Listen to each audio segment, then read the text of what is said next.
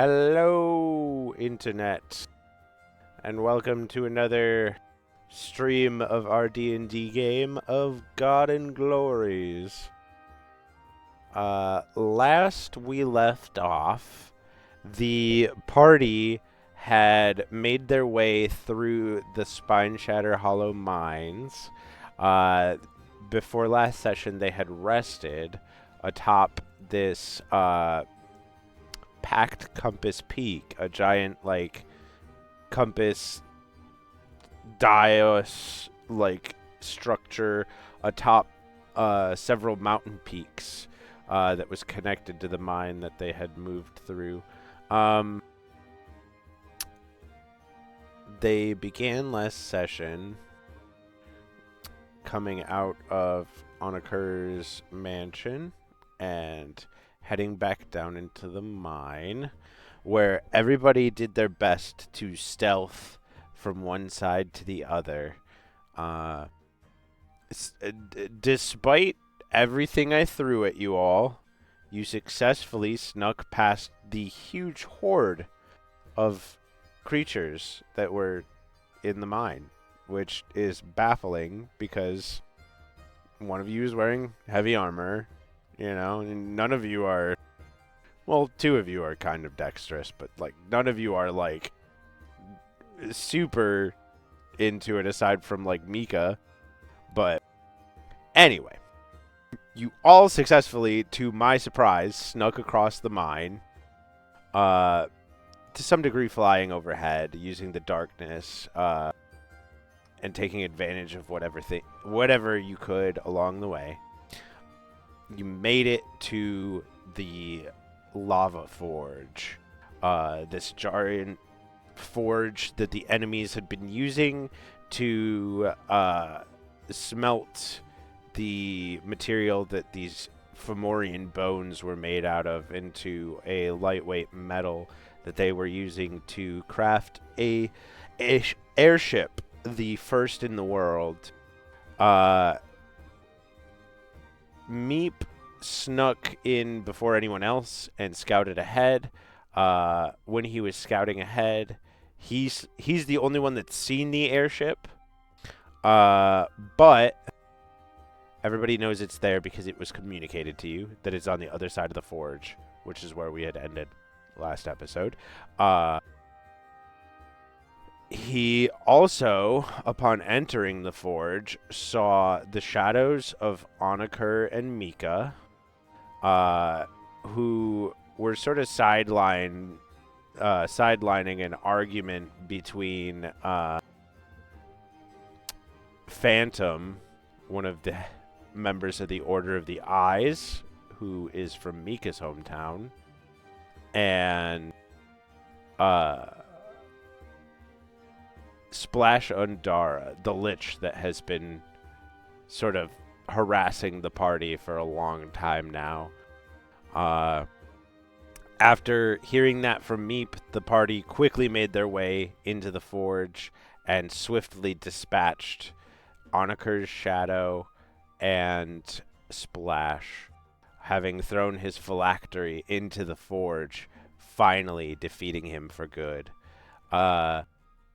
The group spared Phantom, a.k.a. Derek, as Onakur had his shadow returned to him, and Mika's shadow was nowhere to be found, having walked away from the argument that Meep had walked in on, saying it has nothing to do with me. And just sort of disappearing, using that special ability you've seen them all using where they meld with shadows and use them like teleportation points. I actually need to be right back real quick. If y'all want to discuss anything real quick, and then we'll pick up roleplay as soon as I get back.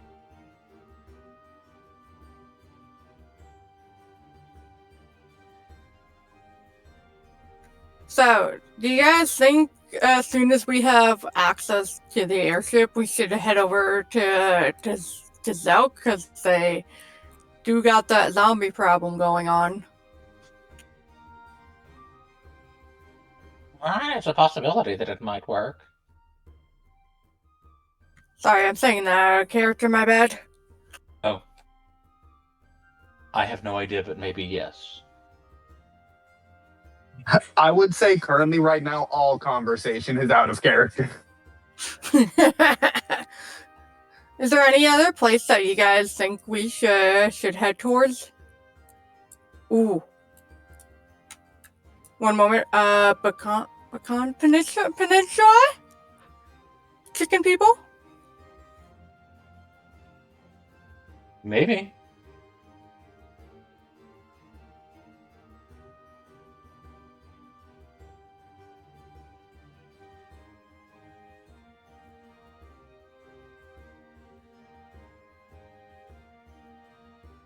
Alright, sorry about that. My body told me I needed to go to the bathroom real quick there.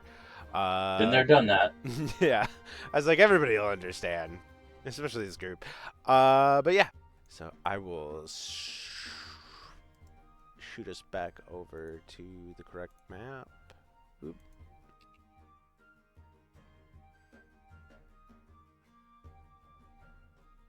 As we rejoin the party, you all still stand before the lava forge, deep within the Spine Shatter Hollow. Beating comes from the other side of the door to the southwest.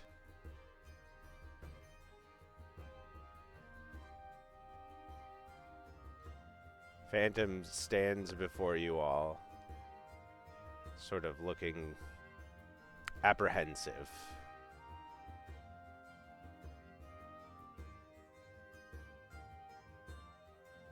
What seems to be the problem?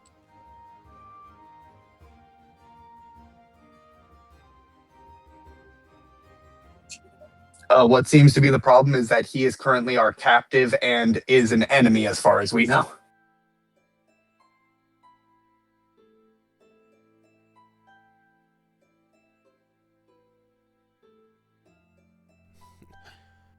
He chuckles and says, hopefully no more problems.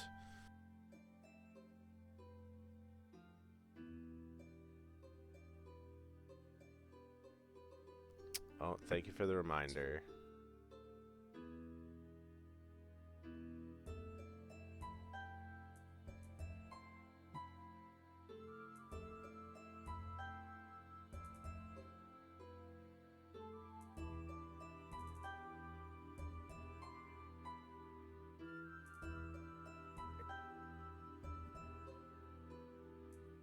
Correct rewards should be back up.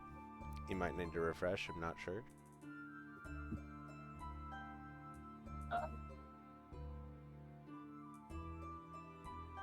But yeah,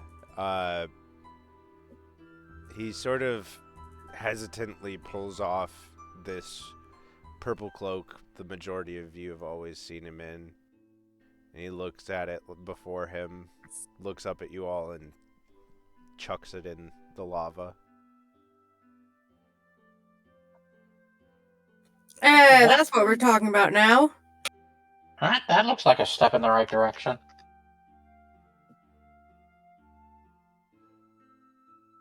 What were they building this airship for? Well, the order's sort of been falling apart recently. The dominant eyes of the spider had shifted their gaze towards something to the north and left those of us that were not as strong behind. It was sort of like a restructuring that's been in the works for a while, if you will.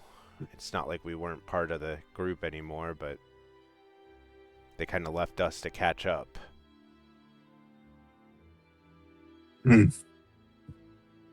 So the stronger of you left the ones that were weaker and falling off to be the bait, essentially?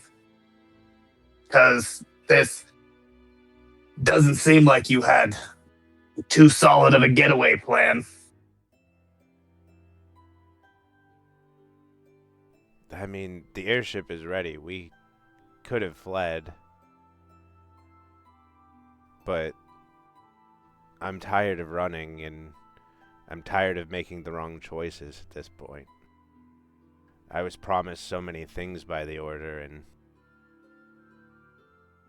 he's like staring into the magma. In the end, I'm the reason that our home was destroyed.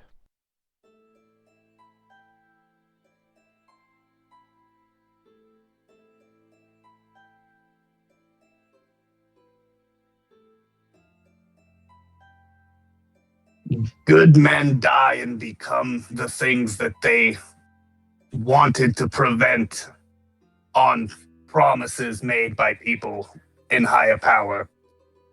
It's good that you've come to your senses now, but I'm sure there's further recompense that is needed, but you've definitely taken a step in the right direction, and I'm sure there's someone in this party who's very glad to have not needed to kill you.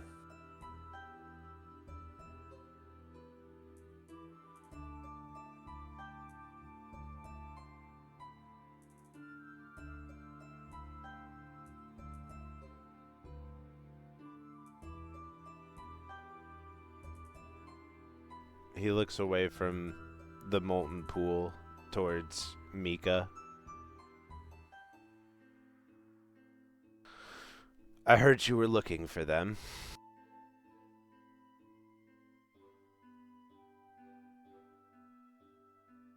Everyone from home? Yeah.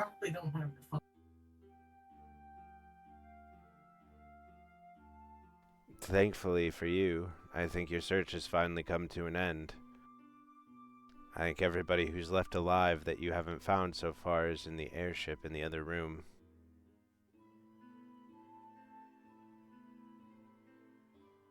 What are you gonna do?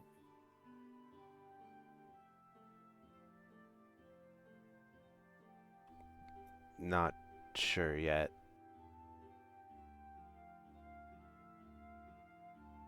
I figured to some degree that would be your call.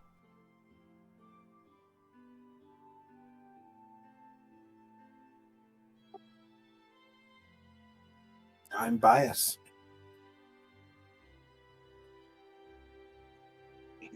I call for mercy, but I cannot speak for my friends.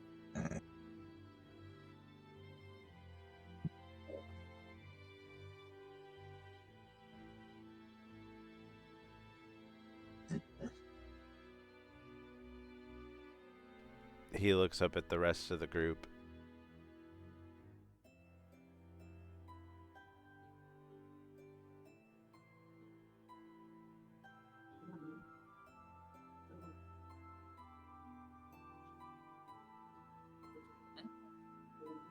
Because you have allies.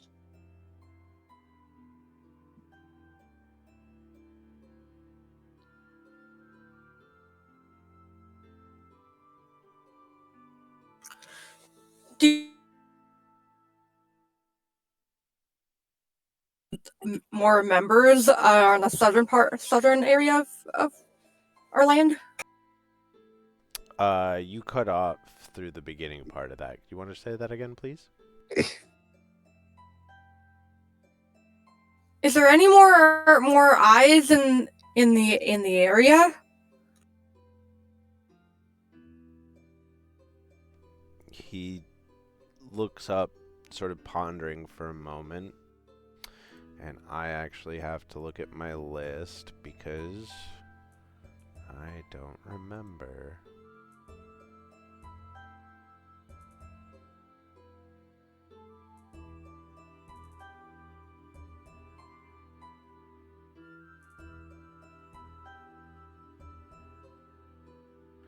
I don't think that... Well, Mist is still somewhere, but I think the rest are either on the Seath mission or have made their way or are on one of the other islands.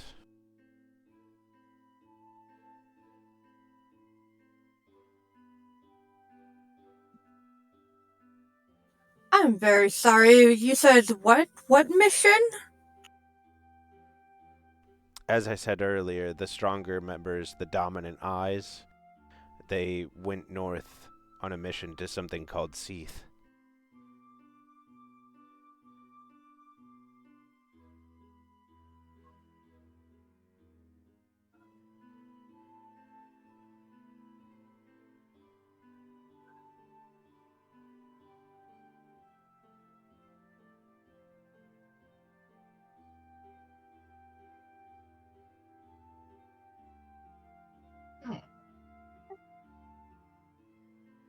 Maybe we should go that way. Yeah. We're Their we're very familiar with Seath. He's given us a ride before. I've written a song about him.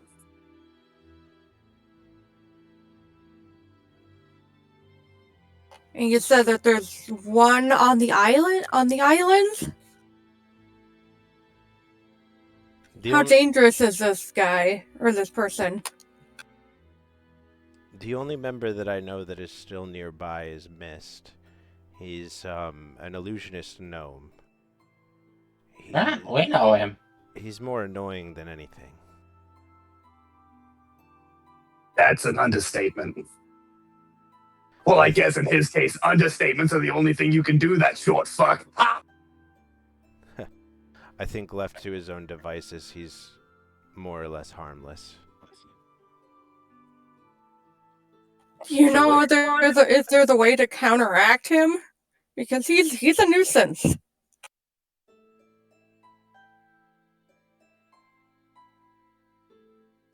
Oh, I've got something for that little shit. I've got something for him. Derek shakes his head. What were you trying to say? Is it tea? What's that? Is it tea? Flatulence. No, it's counterspell. That little shit tries to run away again, I'm gonna lock him down so hard. I'm gonna punt him. Are you gonna lock him down or are you gonna kick him? Both. I'm gonna lock him in place and kick him. I'm gonna turn him into an immovable rod so that way I can just keep kicking him at full force. There's a large thump and like the sound of cracking wood from the door to the southwest. We should get moving.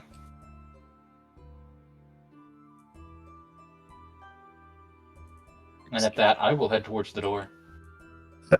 Let's go to this airship. Derek will nod and head to the southeastern door. Do you not wish to join us? He's leading you to the airship.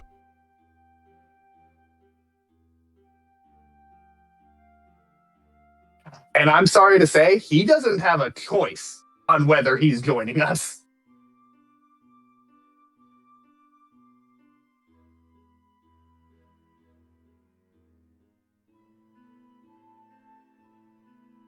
As he opens the door to the southeast, you all see a faint green glow on the other side. Some of you may not have even noticed that there was a door here in the darkness. I know I didn't. And he'll wave everybody over.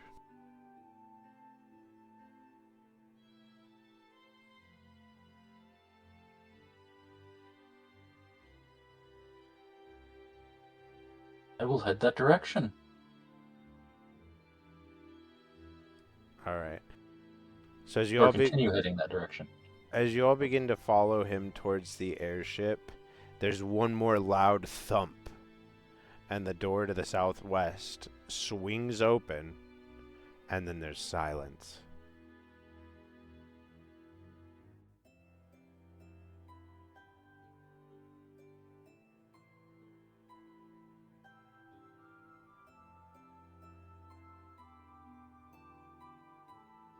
Like normal silence or oh shit, we're in trouble silence? The kind of silence where, like, a second ago, there was a ceaseless beating against a door, and now you have no noise other than maybe the footsteps of you guys walking towards Derek and the, like, noises of the cave. The lava, the water. Eerie silence.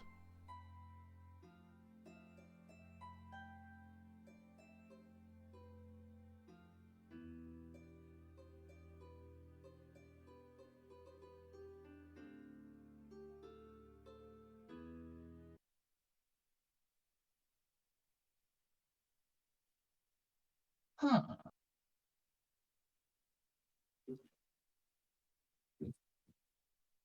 Moves faster towards the exit. Yeah, I guess I'm asking you all what you want to do about this. I am going to place a hand upon. Oh wait, we're actually through the. Are we through the door now? No, you're right above the door. Can anybody Right, with we're dark walking vision see anything? through I'm the door. I'm Chameleon Ray Charles right now. I have no eyesight in here. You're through the door now, Graveheart. There's a big boat that can fly.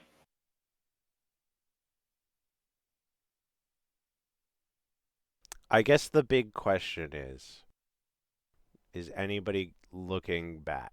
Like, is anybody going and checking out through the other door, or are all of you Mm, kind of like, let's get out of here? Where was this? Which door was the sound coming from? The one to the southwest. Well, now just Oh, the I will west. go investigate that one. All Actually, right. Elena's gonna like hold back and hug the wall. everything all right? As you look through the open door, Graveheart, you see the unconscious bodies of all of the froglins and the undines that were mining here previously. Go ahead and roll me a perception check. Okay, I'll have to open Beyond because none of my stats are present. What the hell?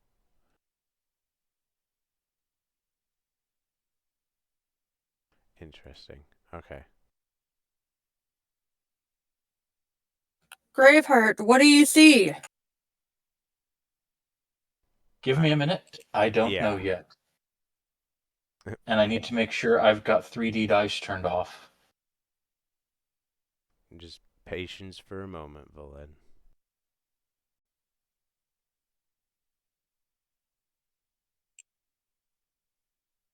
That did not come through, did it? I didn't see anything. If you want to just roll a die and like tell me what it is with the modifier or whatever, whatever works.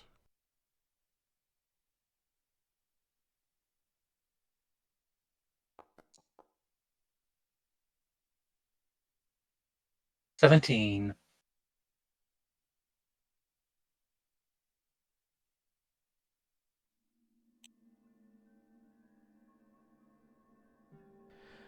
As you look out upon almost a pile of unconscious bodies that look like before everything went quiet, they were in motion, the sweat glistening on their skin. You notice it. The purple pale light casting across the cavern and the hewn walls. Cast no shadows. Strange, disconnected shadows dance across distant walls, moving towards you silently. The shadows are coming. The frogs are unconscious.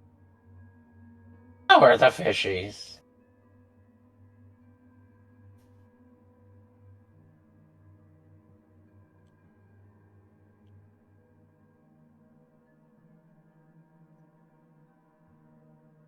Unconscious?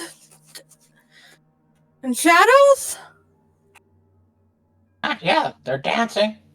And they're heading this way.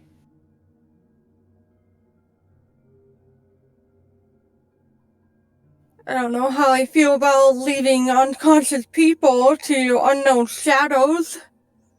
Guys? What do you think we should do?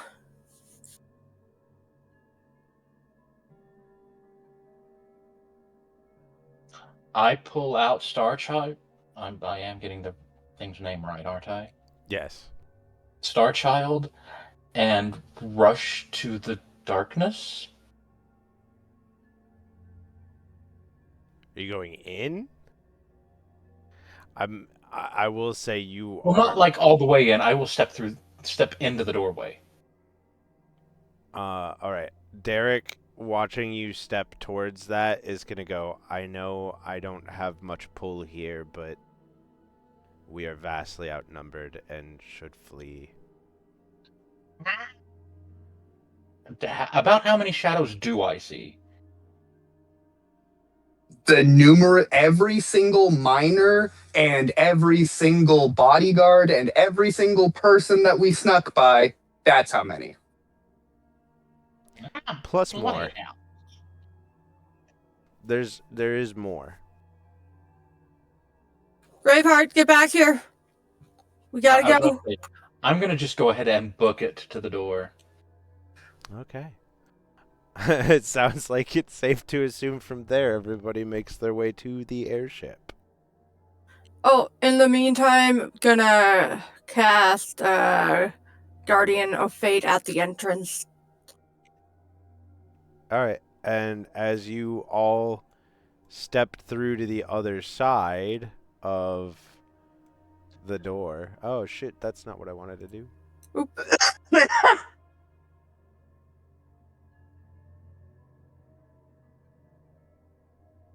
Oh, God. You put it down already. Oh, man. Oh no, I'm sorry. Okay, I think I got it. I don't even really need to do this. This isn't important. This is stupid. Okay. Yeah, you all step through. You cast your spell, and the taller mouse folk shuts the door behind you and throws another like barricading bar of wood across it. This large reinforced wooden door, and he sort of like quickly power walks in the direction of the ship. Alright, can anyone have a light bomb? Too much Ooh, light. I do no have shadows. this. Oh, that wasn't the right one. This one.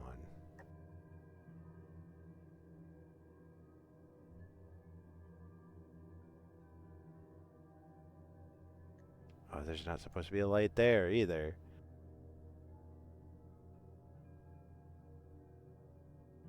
There we go. All right. As you all approach the ship in the dark room, the thumping against door sound begins again behind you. I am missing a doo-doo-doo.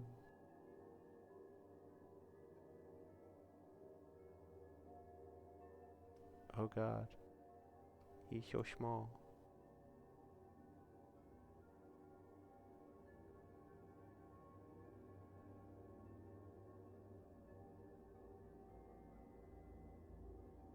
But yes, you all find yourself in front of this airship.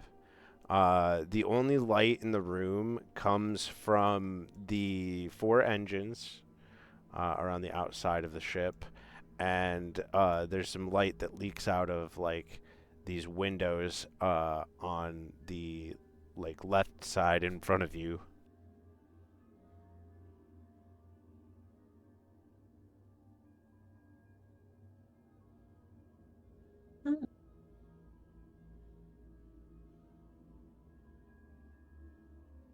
I'll head towards the door on the ship. Yep. There's like a platform that comes off of the side of the ship, and there's like a staircase that ascends up the platform to a door that enters the hull. All right. As you enter, you see what looks like a cargo hold of a normal ship.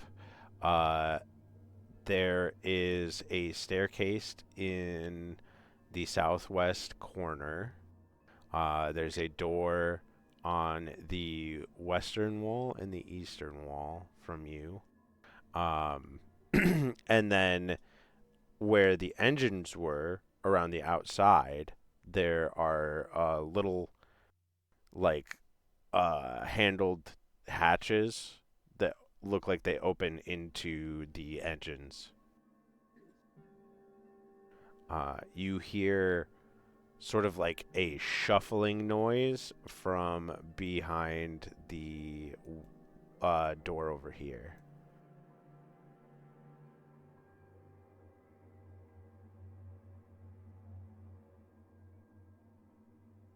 I will head towards that door.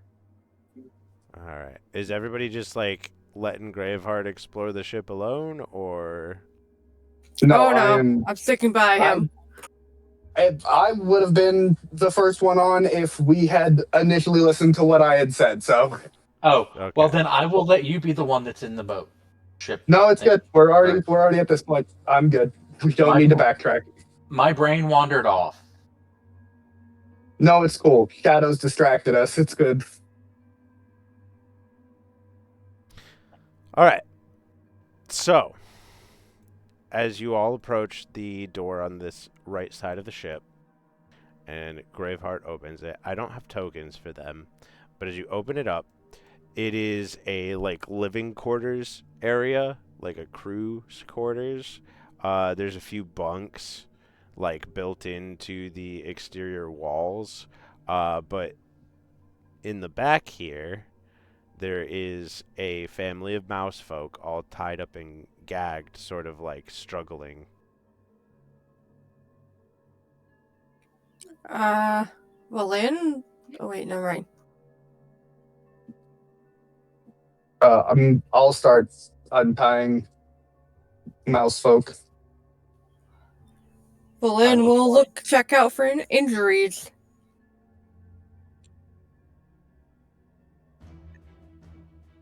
Oop, that's not.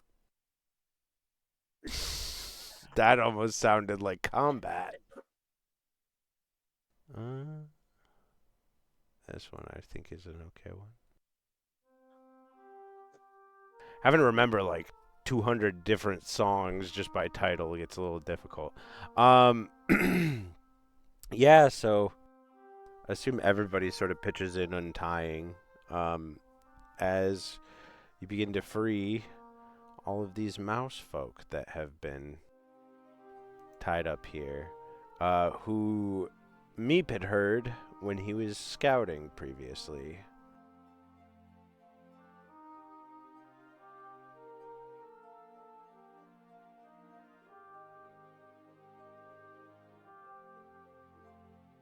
Let's see. Mika, you would recognize that this is the majority of the Whimsy Whiskers family and the entirety of the Seed Sowers family.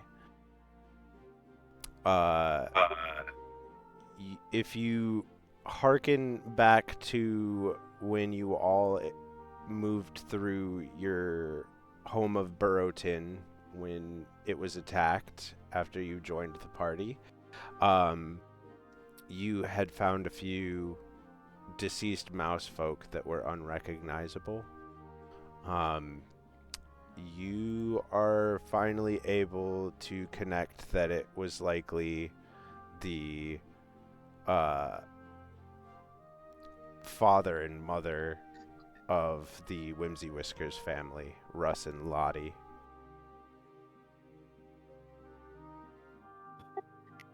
Oh, I will.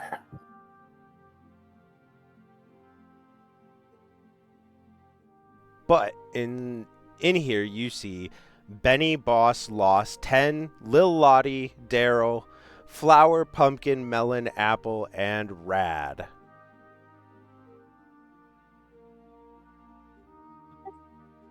I will. I will approach them and just like talk to them. Kind of. Yeah, there's a few of them that are like older, you know, like they're kind of reaching adult age, like you or Derek, you know. But like the younger ones are all just really excited to see somebody that they remember, and like they're probably feeling the safest they have in a long time. So there's a lot of like commotion and a lot of like little mouse folk children running all over the place all of a sudden. But Lil Lottie, Daryl, Rad, and Melon all sort of approach you, and they're like, We've been here for so long. We didn't think we'd see anybody again, or that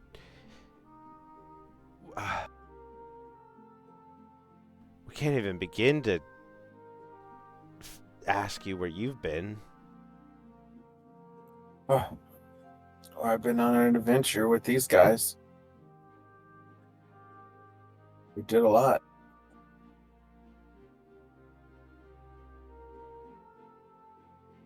Have you seen anyone else?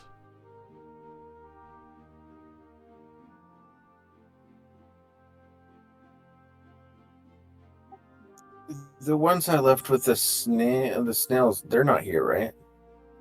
No. You you would know. You had met up. That's the Hex family. You had met them back in Riverport, and they'd been living in that general area doing well. As you were traveling, you've also seen the majority of the Root Munchers, which is Derek's family, Odelia, Justice, Lock, Shock, Barrel, Chard, and Stone. Okay. I will tell them all about that, and then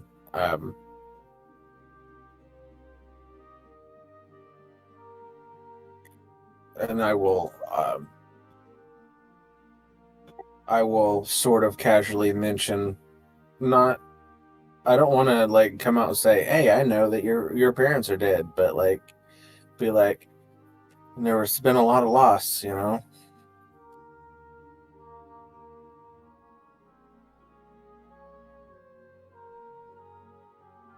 Derek's gonna sort of like step in, and he says, "It was my fault, and I've been back home since everything happened.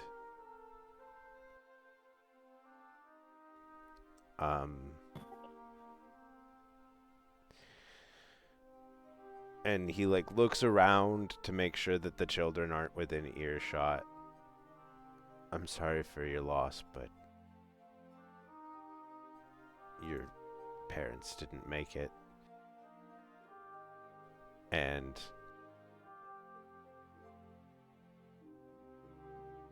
he looks to Mika. I don't know if our home will be safe.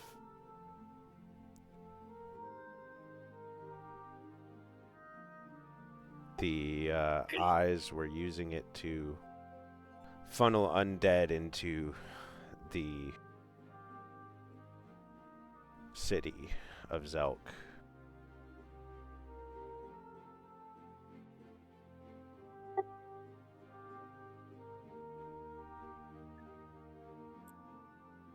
Yeah, I don't know what the future will hold for us, but we're certainly not going to stop fighting.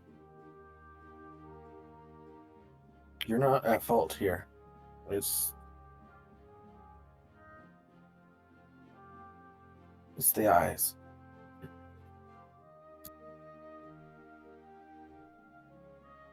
And we're pretty good at poking them out.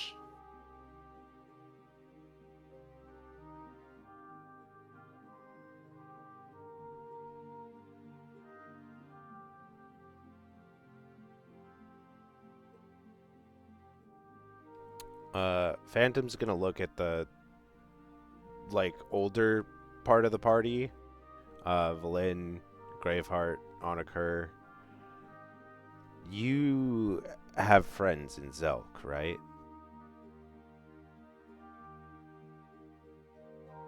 Yeah, you could definitely save that. Our friend Androx is currently in charge. That's what I thought. There was a horde of the undead in the tunnels beneath the city and its surrounding lands that had been being amassed by Splash and Locks. With them both out of the picture, I'm not quite sure what is to become of the undead, but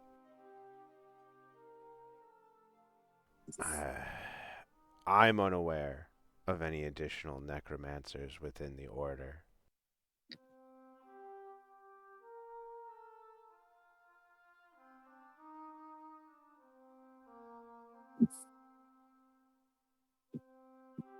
I could send a message to Androx, let him know that the location of the place where they were being funneled to, and possibly give them a head start on trying to do something about it, and possibly we could make our way over there with this new airship and, if necessary, give aid to getting rid of that situation.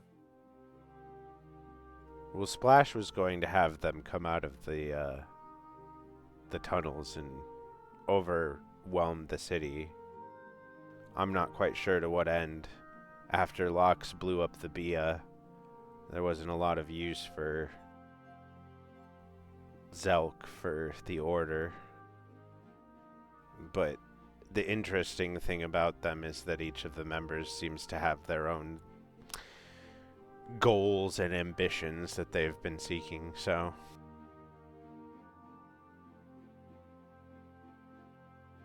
it can be hard to guess what everyone's up to at any given time.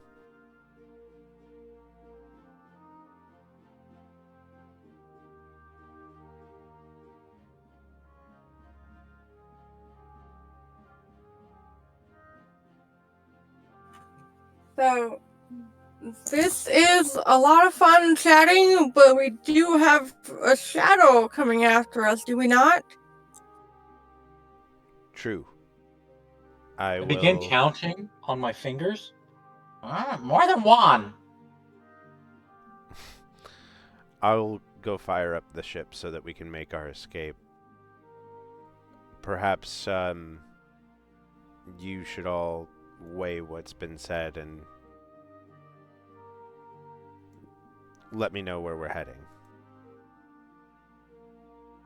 And Derek will go to the other side of the cargo hold and open up this door and head through.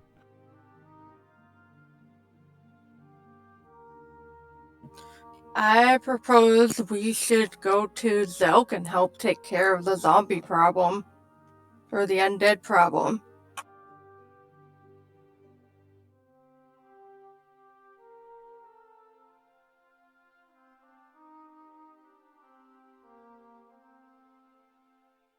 We might have a bigger problem than that if they make it up to our massive friend.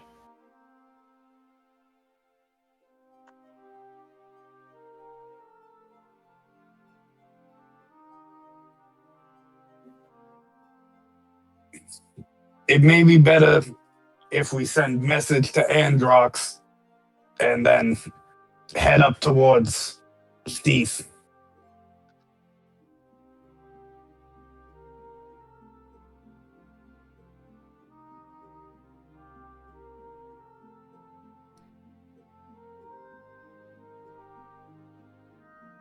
Yeah, that sounds good. I mean, as long as the people of Zelk won't get hurt again.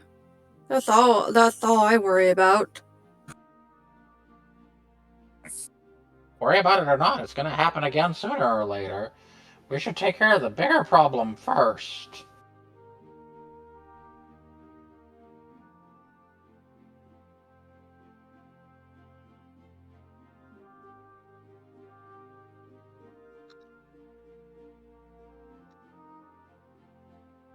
And from what it was sounding like was being said was that they're kind of tilted away from the plan of overwhelming Zelk that they initially had, given what happened, and they no longer have a necromancer to be able to make more of them, or not. But I think that sending word to Androx could be a good enough boon. And if anything, all he'd have to do is collapse the tunnels, collapse the entrances to the tunnels.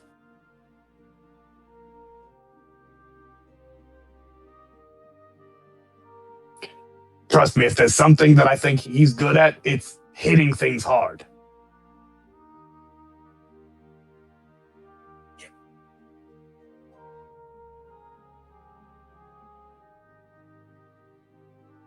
Very much so.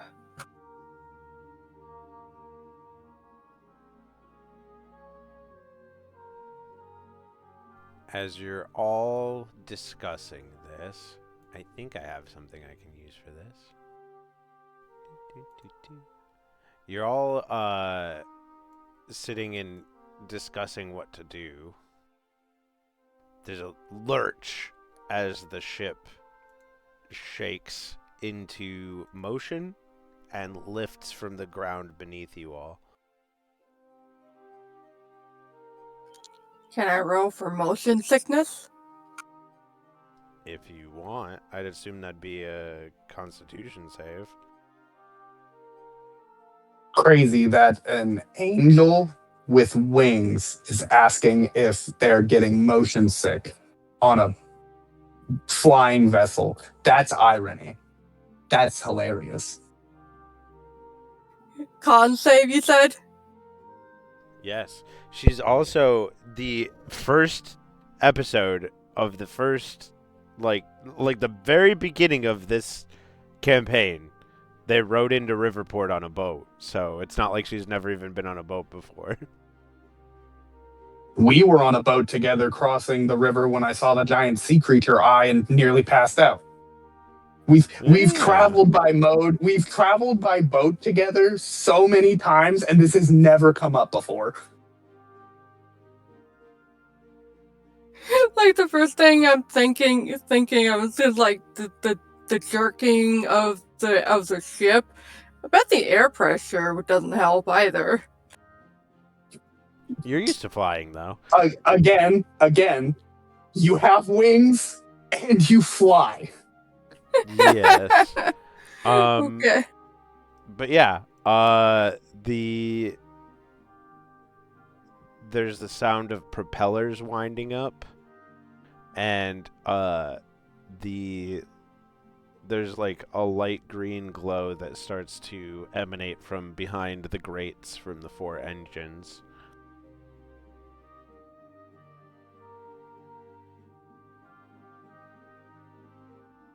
And I'm going to switch you all to the airborne one. You have to move you back inside, but... Oh, I have to ghost you all. There we go.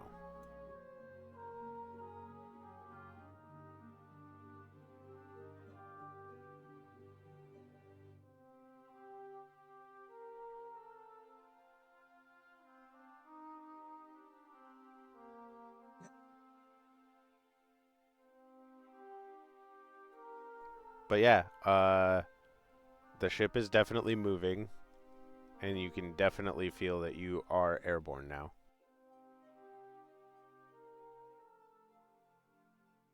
I'd say it's probably 5:20ish in the morning.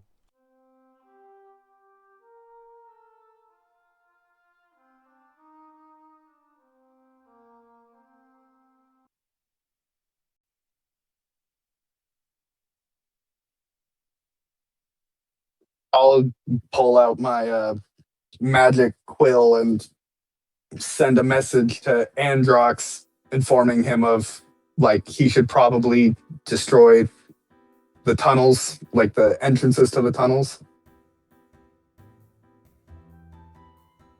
All right. I will head towards the stairs to see what's going on up the stairs. Okie dokie. You. Do. Not that far. Whoops. Well, you come I decide up to the fly stairs. next to the boat. You come up the stairs here, and you're on the upper deck. There And I is. can't see myself. Oh, you can't? You should be I'm on in a the. giant yellow ball, and there are like way too many clouds. Sorry. So the staircase here comes up onto the top deck. It's just an open space up here. There's sort of another identical to the area below on the bottom deck. There is a living quarters space underneath this section up here. And there's some stairs on either side of that head up to a observation deck over here. The front of the ship comes to like a point, and there's a light green glow that comes from the 4 engines around the exterior of the ship. There is a grate at the center for like putting cargo into the hold. And then above each of the engines, there's like a parachute or balloon sort of device that air shoots from the engine up into that seems to be giving the ship the majority of its lift. Graveheart recognizes that the crystals that are being used here are the same as the green ones that you have in your bag that cause whooshy winds when you throw them.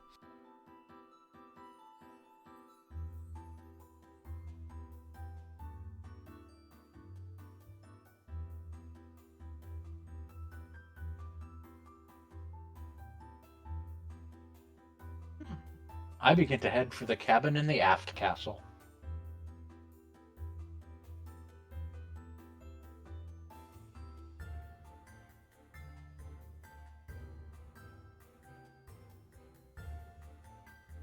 All right. And I will follow the gap in the clouds. Where I am. I And I cannot will- tell you how much work it took for me in order to like make the clouds not go into the interior of the ship. That sounds amazing, and that might be why they're all condensed into one spot. I did make them rather big here. Here, I'll shrink them down. Oh no, they're perfectly fine now that I've caught on to being able to tell where I'm at and not to stand Shrink under a them yellow lower. ball in the clouds. Yes, there's lanterns situated around the boat. So all of the glows from the cabin below, like here, are from lanterns, and then where Graveheart is, these are also lanterns. There's a lantern at the rear of the ship, and one at the top of the stairs.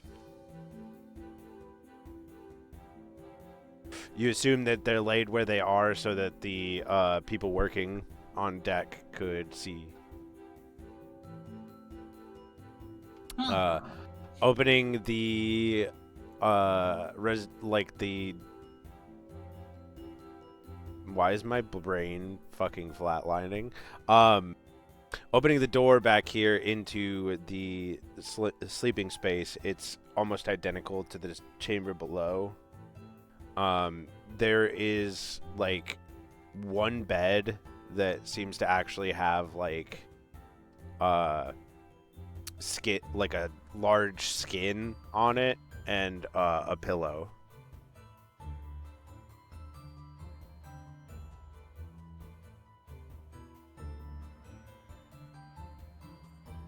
I will look around the room, see if there are other differences and such that might set it apart from the one below.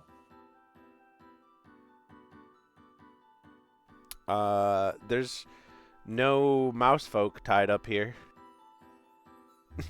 That's the main difference, is there's no mouse folk. Yeah. There's just one nice bed and some ones that aren't so nice. The bed isn't even nicer or anything. It's just like made up. Like it has stuff for sleeping in it on it.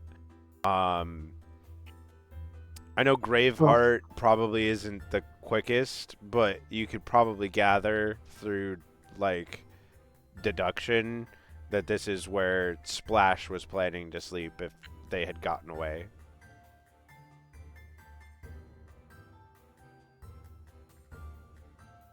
It may then occur to them that this skin and pillow no longer has an owner, knowing them. Yeah. Okay. I mean, it's a place. And then I guess I will go back and rejoin the rest of the group. Alrighty. I just gotta drag you back down there because you gotta get ghosted through the big wall.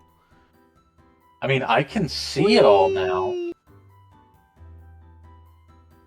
Oh, if I try to move myself, I'll slam into the wall and nothing will happen. Yeah, I have to ghost you guys through when you go from one side to the other, just in case there's ever airship combat.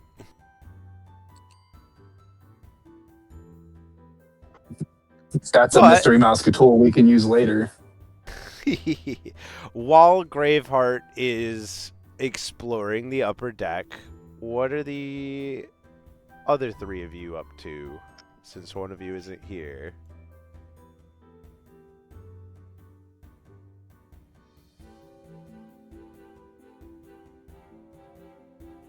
I would have gone up to the deck essentially, and I've gone up to the bow and stared out over the sky, and then just started playing the song that I had written when we were initially traveling via Sea's Hand.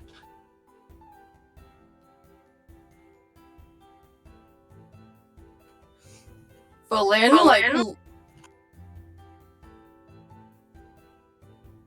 Sorry, was I interrupting someone or about to? I was just gonna say I was gonna meander that way too, probably, and just listen. Alright. So I will bring... Here goes Mika.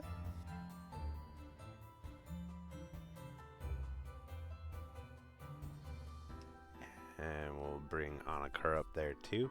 And as you both make your way up here, it sort of slopes upwards towards the very front of the ship. There's a propeller at the like pinnacle, but it's almost like a nice casual slope, so it almost makes like a nice surface to lean against as you sort of look off the edge of the ship. The sun is just beginning to rise over the northern horizon, which is the direction that the ship is heading in. So you're sort of facing the sunrise. And the stars are just have just begun to fade out of the sky. You can probably still see the moon a little bit.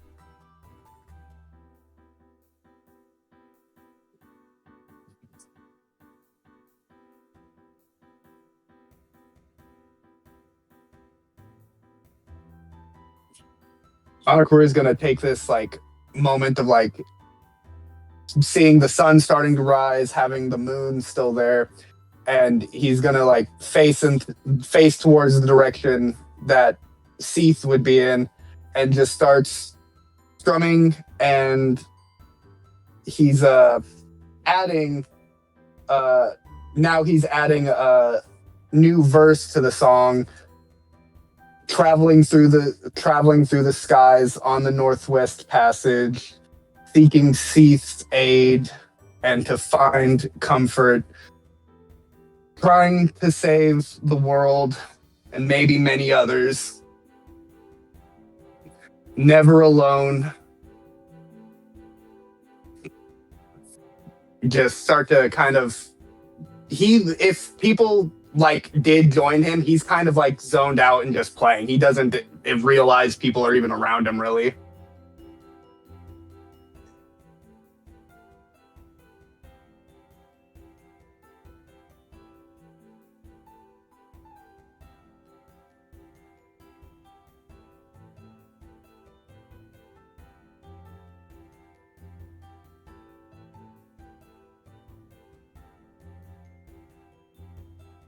So yeah, Mika, as you're both sort of up here, seeing the sky, Onakur starts playing his music, but he seems sort of like dissociated from the situation.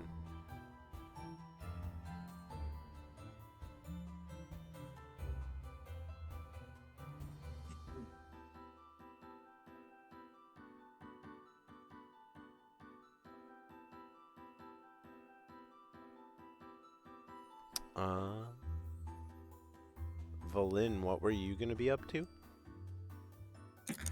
Belen like looks around the mouse folk children and say, "Hey, I got an idea. How about we make this an adventure and we go explore the other areas on this ship? How about that?" The older kids look immediately concerned. Don't worry, I promise you, you will be safe with me. And she like flaps her wings. I got flight. Several small children scream loudly and begin running up the stairs. Hey, one by one. So like as Onakur and Mika are making their way up to the front of the ship, I'm sure that's when Graveheart is turning around to head back down. Just as you guys are getting situated and Onakur starts playing, the two children up the stairs, like almost drifting, turn the corner and like barrel through Graveheart's legs towards the back of the ship.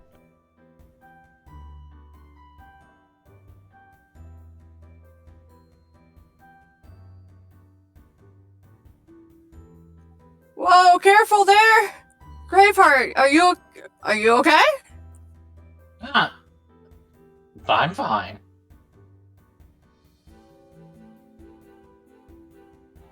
They didn't cause you to twist an ankle or anything?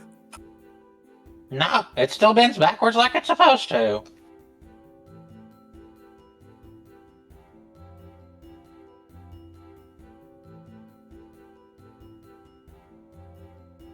I'll say that as you're all doing all of this, Meep goes and lets Derek know what the plan was for heading towards Seath. I'll just ghost him through the wall.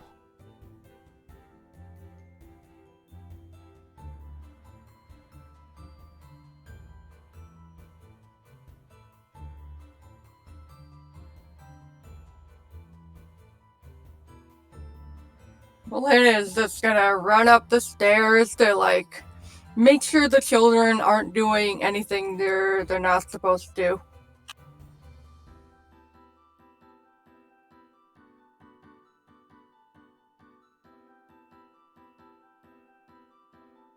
All right. I guess at that point you're all on the upper deck?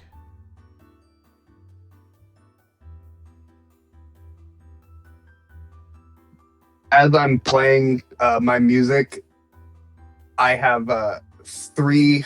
I can have three instances of prestidigitation active at once, and it's going to be uh, two spectral images. One is a little Onakur, one's a little bay, and the last one is a little like spectral moon that's constantly spinning through the phases. And Bay and Onakur's little spectral images are dancing together.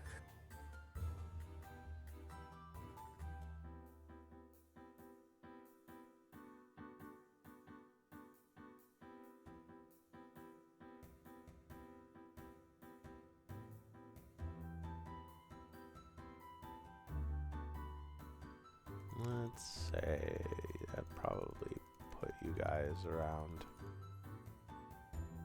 So yeah, as you guys are like exploring and finding your way around the ship, it's probably about 6 a.m. now.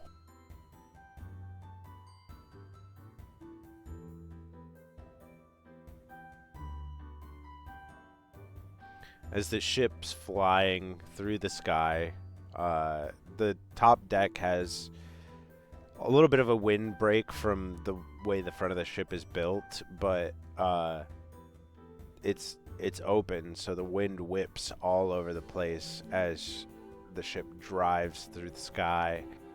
I'm sure it feels great, but you know, everybody's hair is, well, those of you that have hair, it's sort of all over the place. I'm sure it ruffles some feathers too, but the sun starts to brighten the sky before you.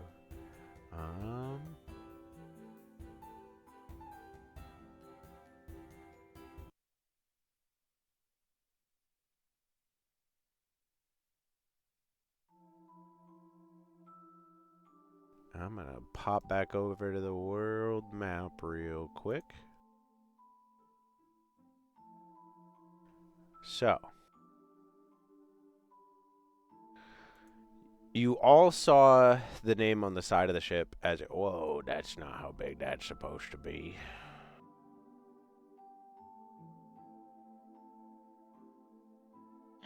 We can take the world.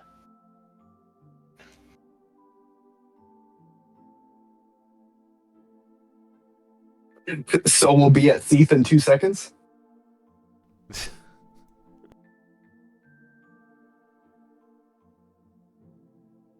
Time to spread the fate of Titan to all four corners.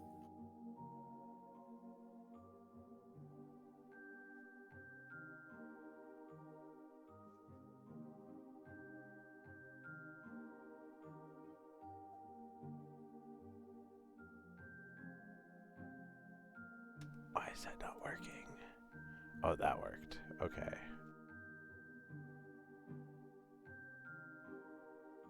So that, and then, oop, not that. Which one? And then I think that. Nope.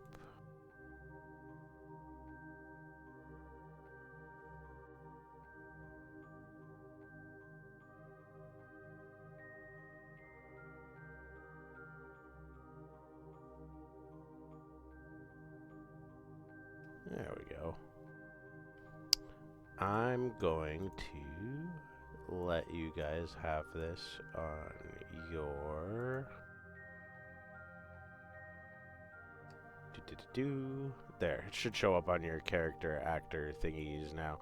But...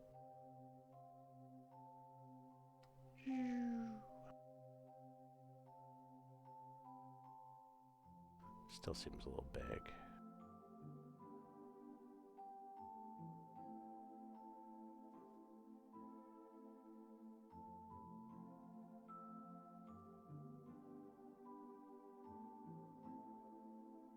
There we go. So yeah. You guys now have this airship, the USS Frog Skipper, which stands for the Undyne Skyship. This gives you a better idea of what it looks like from the outside. And you can see what I meant about the slope on the front and everything. It almost feels like a poor design choice on the builder's part. In what way? The more sloped it is, the harder it is to find proper purchase. I don't think that they expected anybody to be standing there.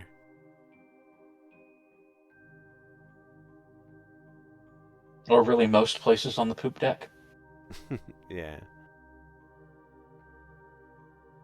I think the only reason anybody's gonna have to get up there is to fuck with the propeller.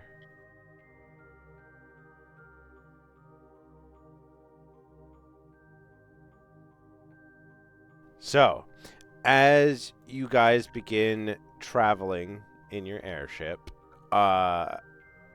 Derek explains what he knows about how it works. The 4 engines, which you have access to from the cargo hold, are fueled by, what the fuck was the green crystal called? Is it titaniumite? I think so. And there's a decent collection of it within the hold for now that should get you by for a good while. This ship is fast, but he doesn't know how fast exactly it can go. The ship is steered from the room at the front, from the cargo hold. The slanted part of the ship actually can be like dropped down to protect whoever is steering from the front of the ship, but visibility is greatly hindered.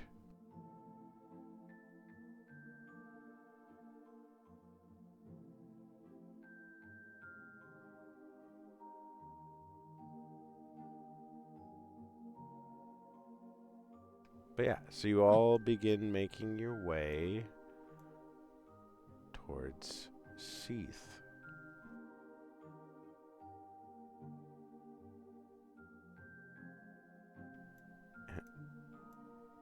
What you doing, Valin? Why is your...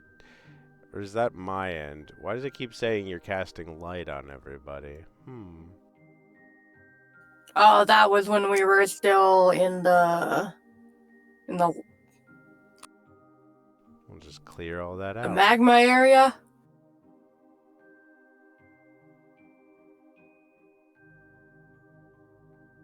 All right. So,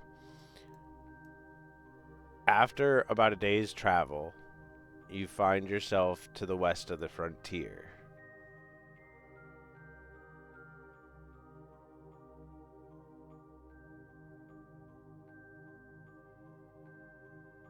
Probably about here.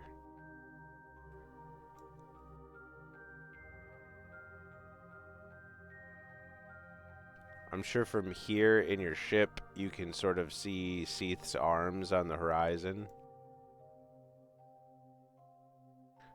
You guys haven't seen the passage next to his hand to open yet. So that has changed since those of you that have been here before were here.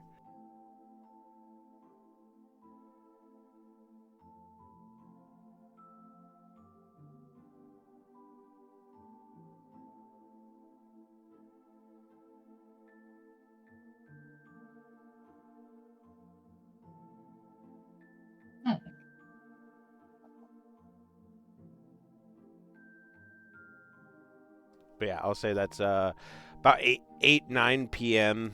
is about the time that you guys would be around here.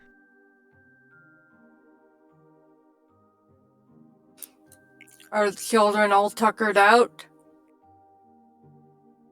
As tuckered out as children can get.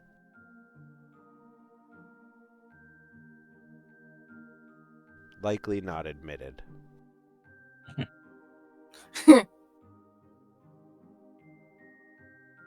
Well, I hope exploring this airship has definitely made this whole adventure a little bit more bearable for them. Less traumatic.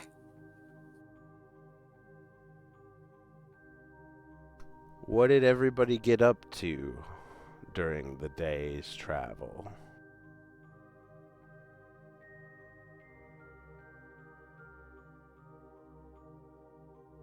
I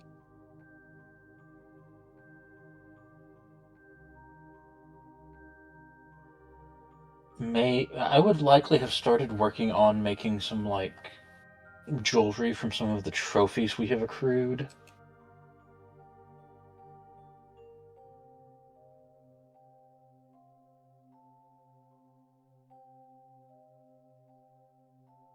Okay. Also, I added the airship to the map drop down in the upper left if anybody wants to jump back and forth between maps.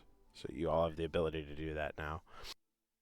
Which I also no longer seem to have a full list of.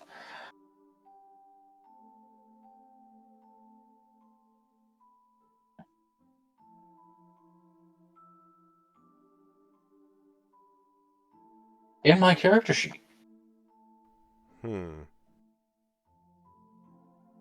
there was more stuff in the other possessions section and things and stuff I put on the character sheet in here. On Foundry or? On Foundry. Okay, I found some of it. Okay. I know everything got really wonky when I did all the updates today. Cause your health was at 0, like when I started looking at stuff. Cause I was trying to figure out your vision thing again, cause it got weird on me. So yeah, apparently I can only move 10 feet, and I have an initiative of 0. Okay, I'm gonna have to figure everything out. I noticed that my I don't remember what the fuck it's called, the Beyond plugin thing. It stopped working for me. It was working, but I'll figure it the fuck out at some point. But that's why I was like, make sure you guys are tracking everything on D&D Beyond so that we have everything. Yeah, I've been trying to, and apparently thought that some of it was on there that wasn't. Okay. And worst case scenario, if you write it down physically, that's usually best. I have a lot of that.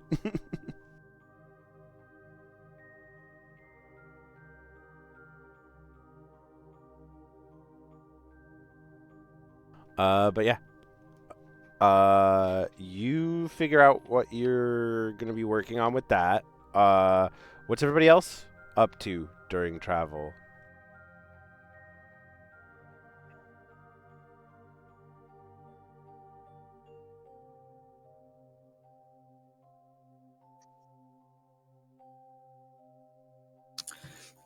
Lynn, when she's not watching the kids, she is reading her book of Exalted Deeds.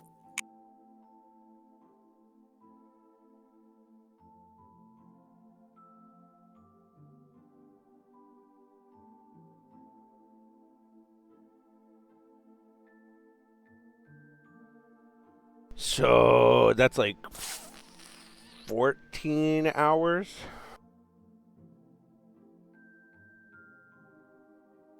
Yeah, that'll do it.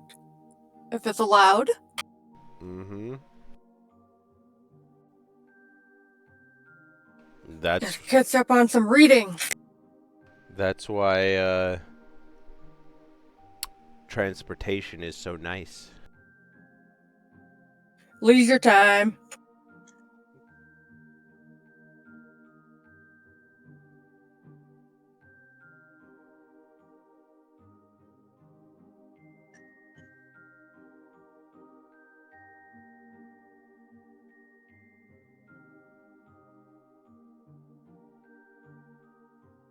On a cur, or are you just playing music the whole time, or?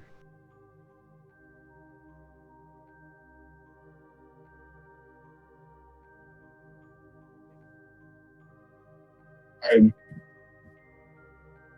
um, I mean, yeah, I can't do the final part of my star song because it needs to be, we need to be near a place that I can see the underside of this world, so I have really nothing else. And also, is practicing her book, so it's not really going to have time to practice the pan flute, so I've got nothing. Oh, actually, can I retcon that a little bit? Split it between reading and pan flute? If you want. Yes, please. How much time do you want to give to practice?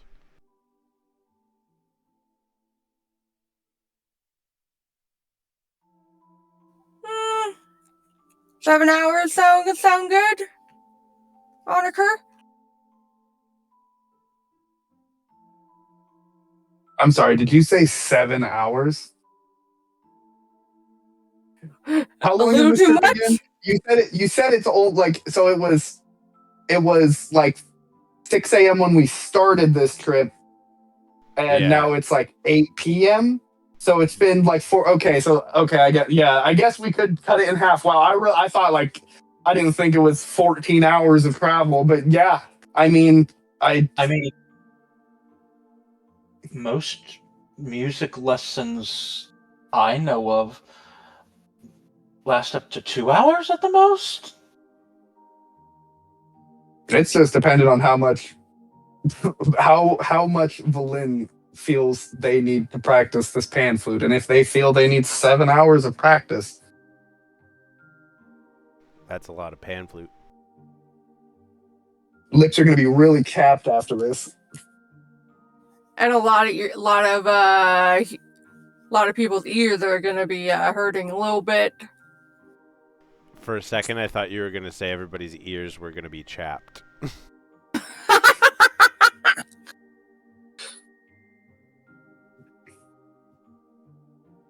Yes, you all have ownership of the ship. You can move the ship.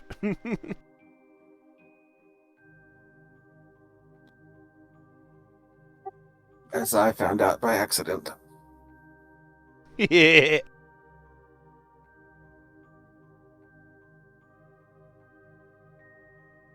Just in case.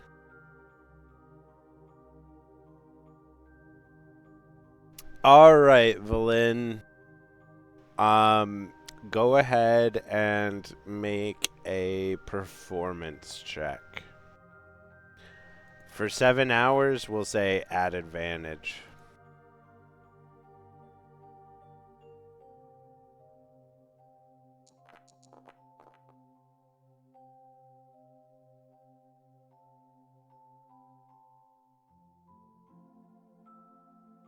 Not great. Not terrible, but not great. So what you're saying is average? Yeah. Go ahead and give me one more roll. This one will be flat.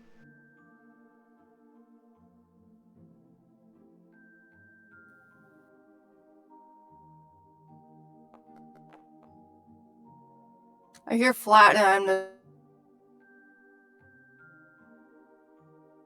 Flat being how you play towards the end, because that is not very good. Well, after 7 hours of practice, you're probably just not into it right now. I wouldn't brain be is either. mush. Yep. But you feel like you're getting the basics down. Like, I'm sure everybody is annoyed by like the end of the 7 hours of practicing, because like pan flute.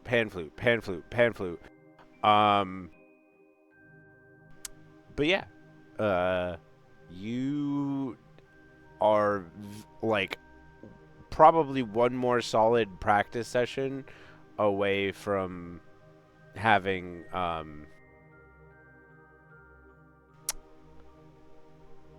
what the fuck's the word for it? Concussive force involved in stopping the practice altogether? What?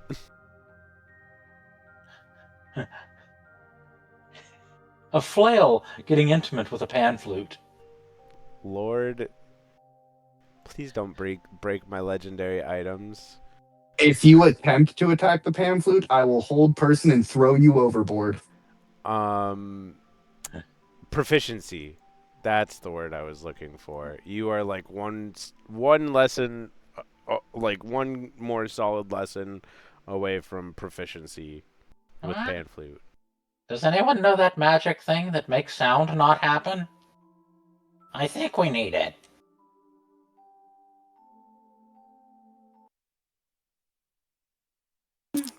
Was it that No one that bad forced out you of to her? sit here. No It one was that forced you to much sit of here it. for 7. No one forced you to sit in this spot on this giant airship for 7 hours. If anyone's here to blame for your discomfort, that's on you. I'm teaching her, so I have to be here. I am holding the jewelry that I've been working on that is probably not very far along either, up going, I was crafting too.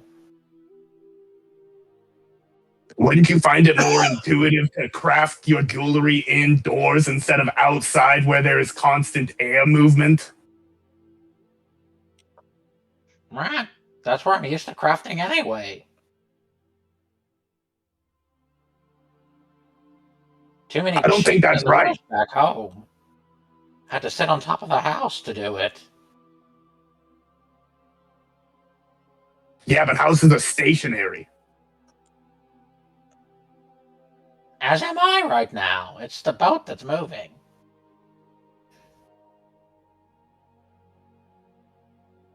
As I then get up and walk Bird brain downstairs. is really, really prevalent right now. As I get up and walk downstairs before becoming even more pedantic. I'm sure the entire time that like Valin is practicing pan flute, and you're working on your jewelry and everything, there is a little mouse folk girl named Apple Seed Sower, and she's looking up at you, Graveheart, like, "What you doing?" And every time you answer, she just goes, "Why? Why? Not to show our many victories. Why? So that I don't eat my favorite dinner. Why?" Rodent. I'm gonna put this echo chamber in a room by itself.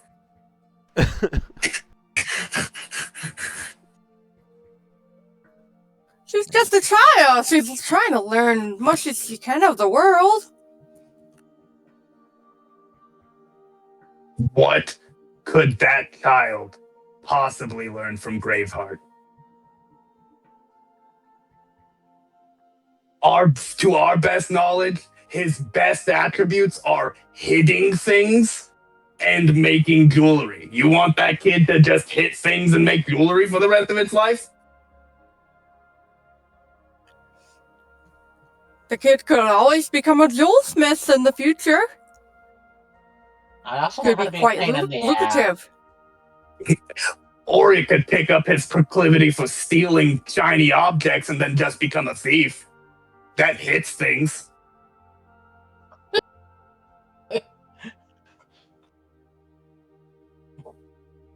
And so the plunderer class has been birthed. The party accidentally creating a whole group of like mouse folk air pirates in campaign 2.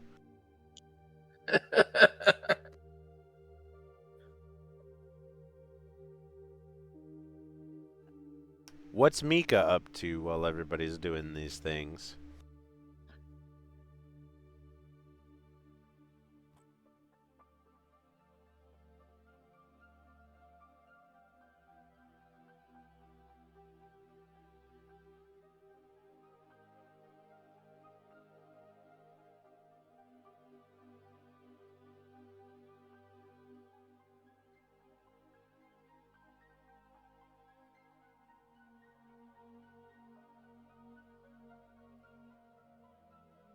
Hello. Can I heard you for a sec. hello? Am I here? There you Am go. I? Okay. I'm probably just. Well, I could probably get tired of certain things, so I just wandered off and I started looking through stuff, just exploring. Like, Okay. As you start checking out the like crew chambers on the like deck floor, so like the upper floor, um you notice underneath the bed with like the pillow and the skin on it, there is a floorboard that is not nailed down.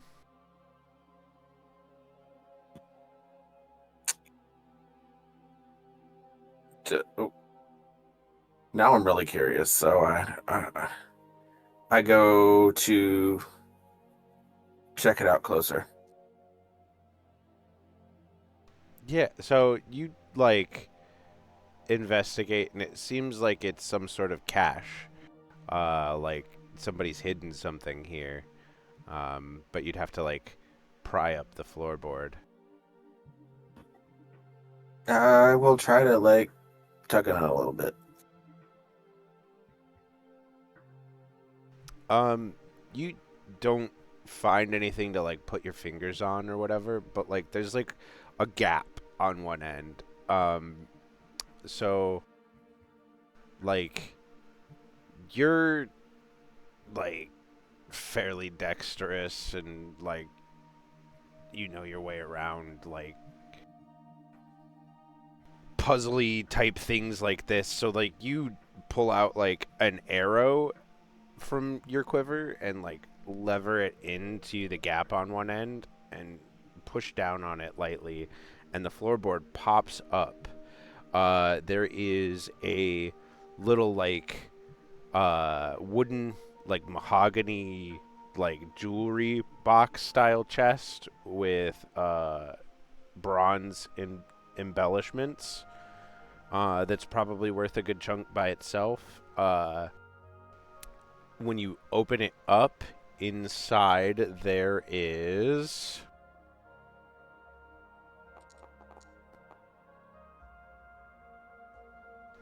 55 platinum. Wow. There's also 3 superior healing potions and a vial that says stingray venom. Where's this location again? It's underneath a bed in the like crew quarters on the deck floor, so the upper floor. So you're like you wandered into the like resting area opposite where Valin is practicing pan flute, Graveheart is working on jewelry, and Annika is teaching Valin. So I'm like positive that this is probably somebody's stash, like crew. I mean, you're not stupid. You know there was like one person that like really owned quote air quotes this ship before you guys jacked it, and that was Splash.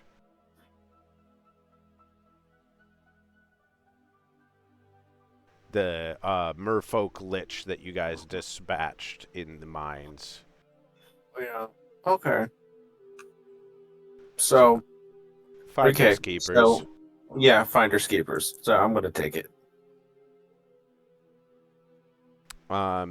You also are aware you could probably coat somewhere around 20 arrows with the venom.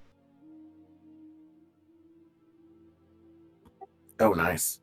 Yep.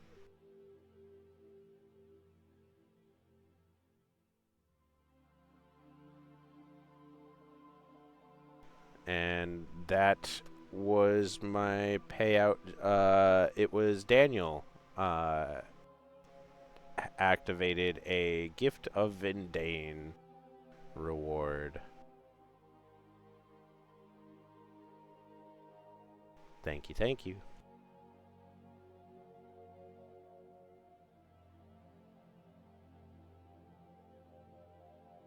Everybody's favorite chaos god just leaving stuff for the party left and right.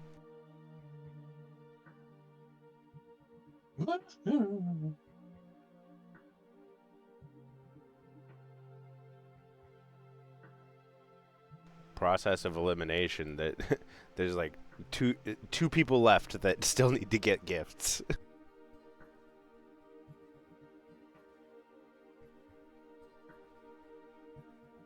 I am rolling every time though to try and make it fair.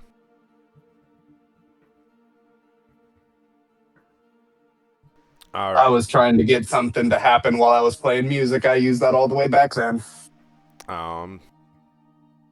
That's a item drop sort of deal. It'll be money or goodies. But I figured that. Well, yeah, I know. It's just like the last time, like one of the times, like a figure showed up, so I was hoping to have some sort of visual thing while I was playing music. Like one of the times we got a gift, a figure of a person literally came down and handed gifts to us. But it's good. It still got used, so.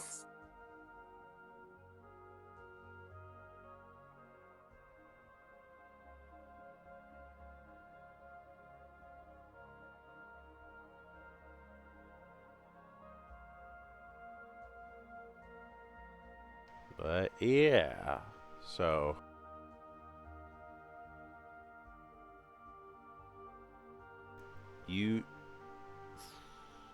you find that under what has clearly now been identified as the Merfolk Lich bed.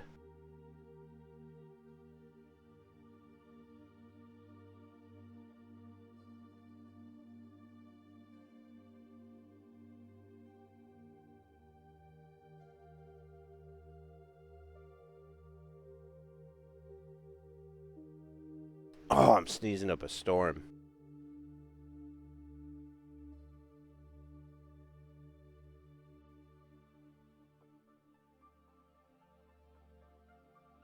Graveheart, did you figure out what you were working on for jewelry? I was going to see about using some of the, excuse me. Apologies. I still haven't found everything because I know we'd had some, like, bits and pieces that we had kept from some of the things we killed. And I haven't found any of that. So, I probably remember the last. So, like, I remember you guys taking teeth from the T-Rex. I remember you took plating from the Remoraz, but that got made into your shield. yeah. And its So heart, which somebody made into a warming talisman, I think. Graveheart. Yeah. I'm just trying to track everything.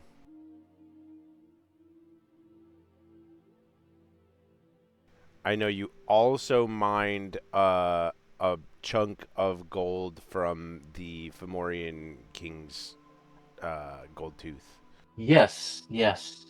I will probably work on combining. We lost Marky.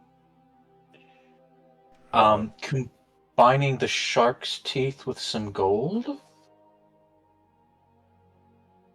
on a chain. Welcome back. Okie dokie. Go ahead and make your jeweler tool check at advantage because of your gauntlet things.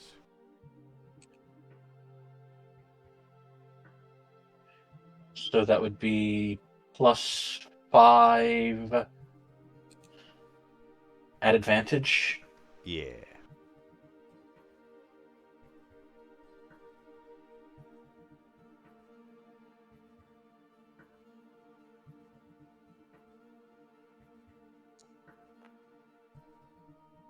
Well, that was less than spectacular. The dice didn't even really roll. They just fell onto the screen. I saw that. They sort of like lazily drifted to the center.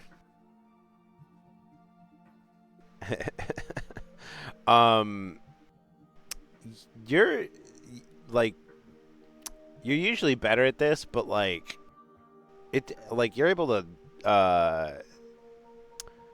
solder is not the right word, but you're able to like connect the tooth to like a part of the gold and like create essentially like a little amulet out of it with like uh a strip at the top to like hold it on a chain.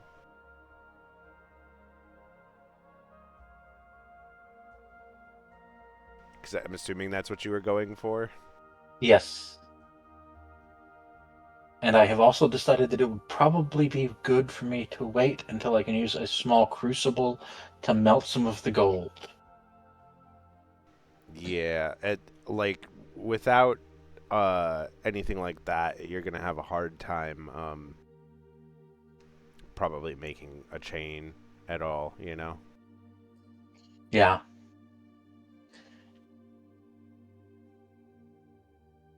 We're gonna say that's why you had such a hard time doing this part. Or at least that's what you're telling yourself. Maybe I'll just go and, like, hotbox some of the dragon's breath marijuana stuff or mushroom, whichever it was, and see if I can't learn how to breathe fire. I'll allow it.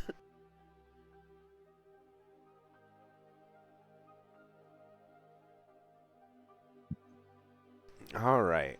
So as the night begins to roll in, I'm sure everybody is feeling very tired as you went to bed very early the previous day. Um,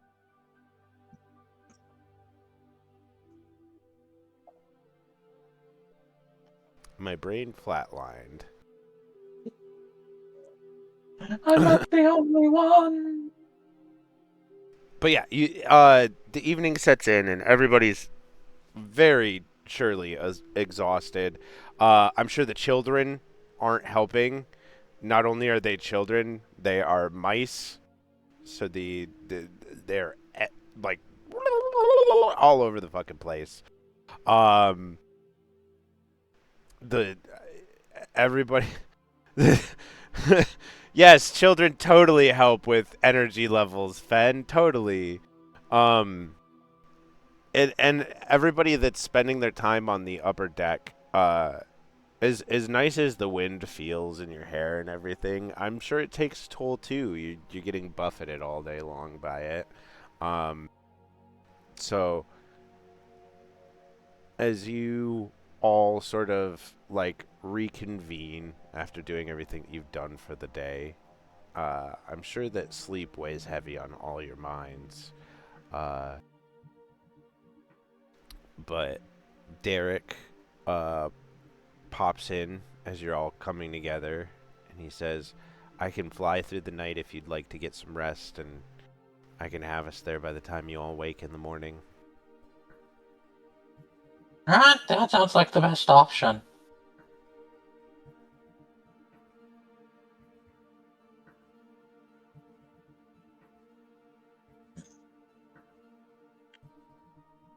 I could go for some shut eyes. Children's energy wore me out.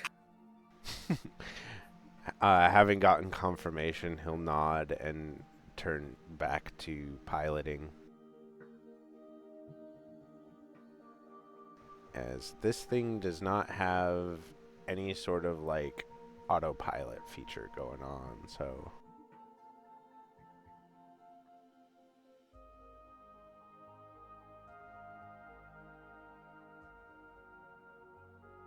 but yeah, it's about 8 p.m. Uh does the party just want to turn in for the night at this point, or Sounds like the best idea.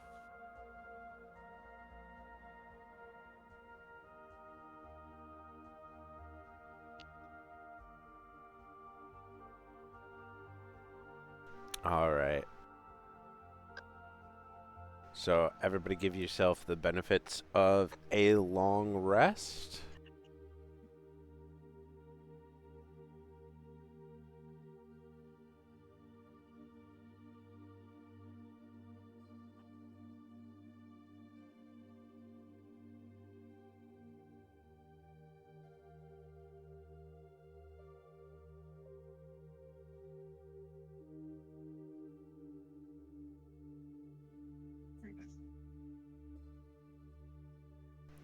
As the party begins to come to and get around, uh, you're beginning to crest the mountains that are Seath's Hands.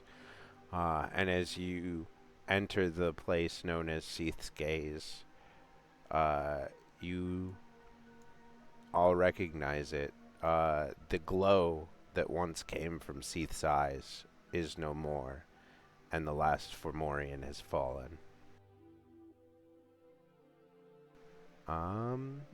Mika, as you're all seeing this in the morning, sort of like rubbing the sand out of your eyes still, I'm sure, your keen senses pick up that there, somewhere deep inside, is a glimmer of those corrupting purple crystals.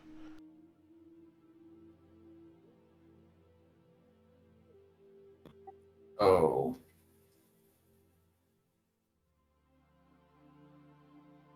I have a bad feeling about this. Just one? It's a pretty big one.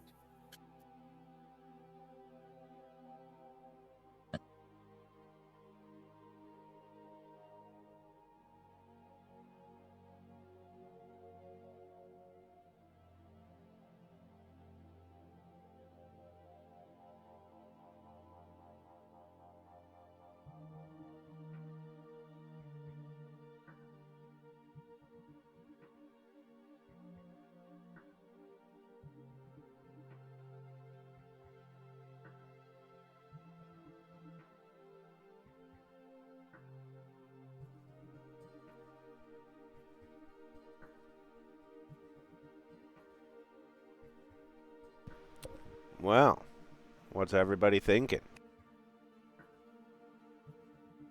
Ah! We need to find those sons of bitches that did this. Do I see it over here? It's not right there, but Oh. you're close enough now that you can see it like out in that direction. So, Alright, like over there, and I point towards where the castle is. and like it's a ways out into the darkness between Narth and the tower that sits at the center of Skarn.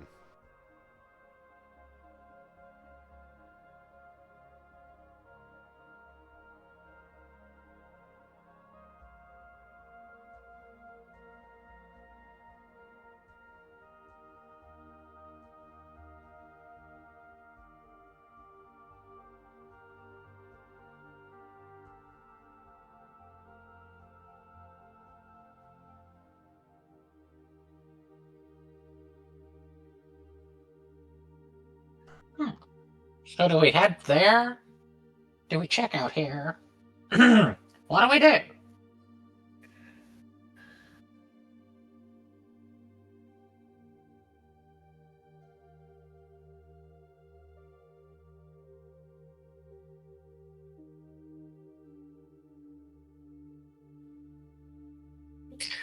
Have the group been informed of the presence of purple crystal? Because the only person who sensed it was Mika.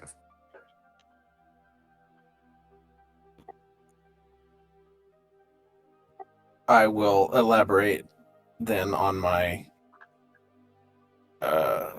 statement earlier of I got a bad feeling on this and explain.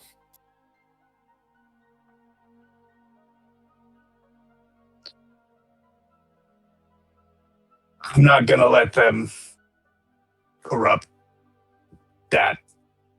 I'm not going to let them do that to Seath. He Definitely deserves not. better. And then we kill the eyes.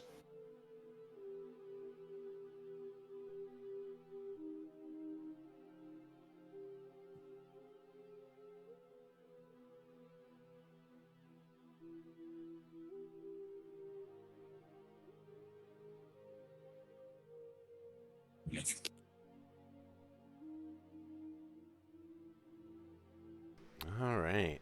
So you all lock in on heading to the corpse of Seath. Uh, as you make it about halfway there, you can see the smoke rising from Wold. The fractaline walls that surrounded the exterior crushed inward. Many of the towers left askew.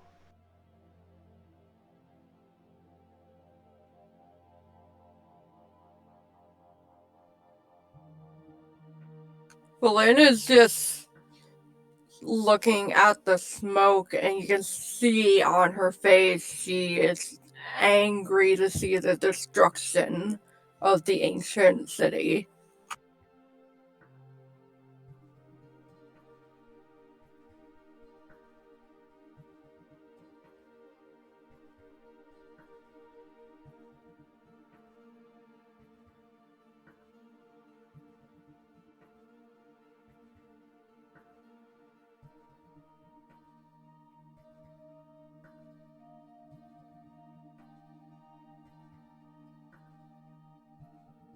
Ah.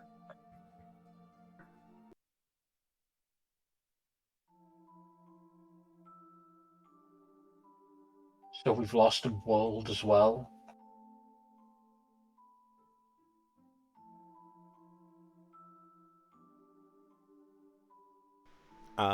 That's what it looks like.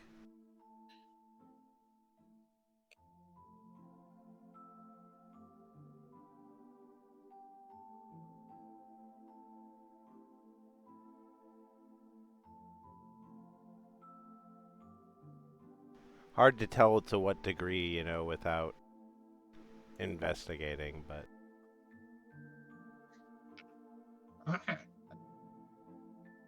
Let's make it to Seath and destroy the darkness.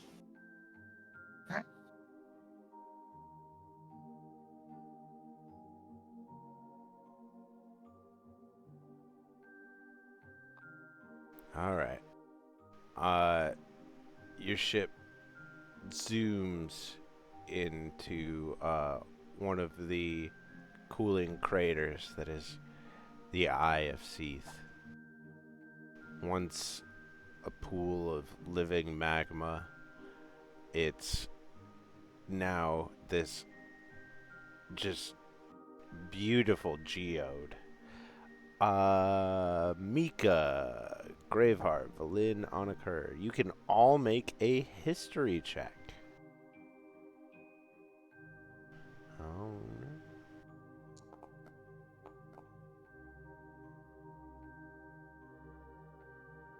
It worked this time.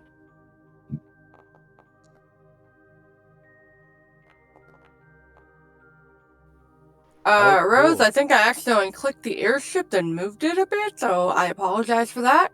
You're okay. Huh? It remembered what you had your dice looking like, Daniel. That's nifty.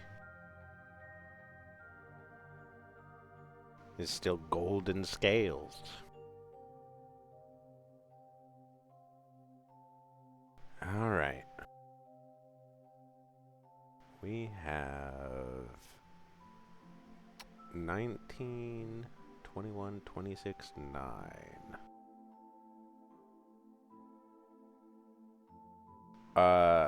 Graveheart, Mika, and Onakur, you all recall when you were fleeing, well, not fleeing, but leaving Zelk underground, You entered a chamber that was this immaculate geode of all these different magical crystals, and you make the connection that what like that was the same thing. Like you're seeing the same thing now. That was clearly a fallen Fomorian who had like decomposed to some level underground. Hmm. Interesting. Calling it now. We were in the heart. That's why there's tunnels, blood veins.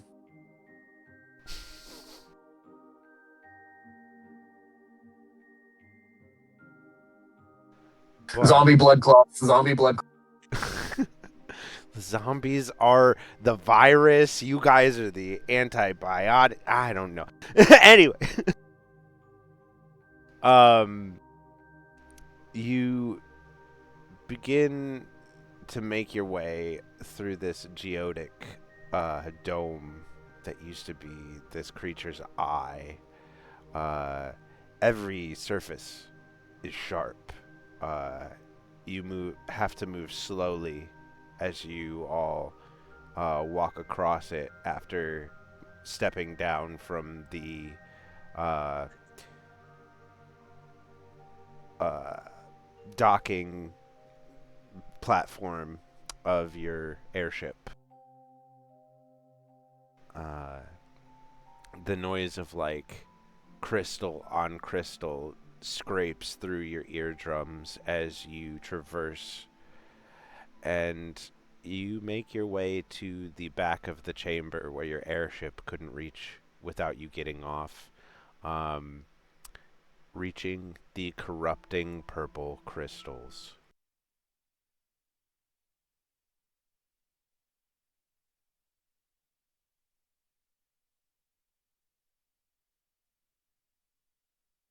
How much is there currently?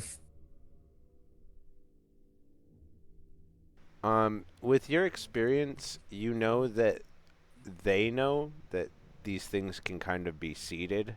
There's not a lot. There's about as much as you probably destroyed when you were underground yesterday. Okay. And this, like, it.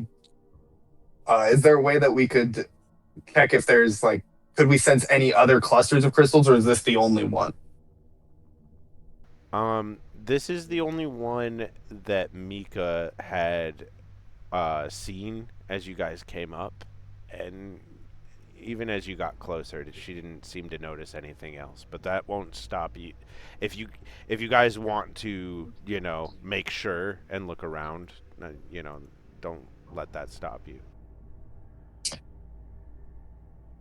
Well, seeing this bit of crystal, uh, Anakur is going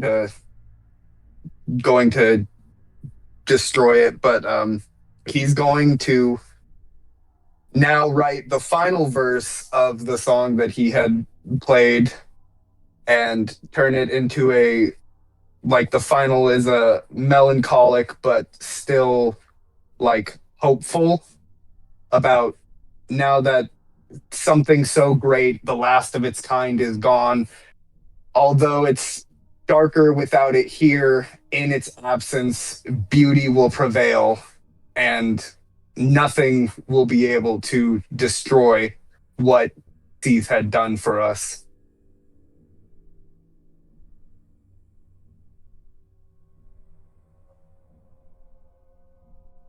Right. To them. What was that? Tell it to them.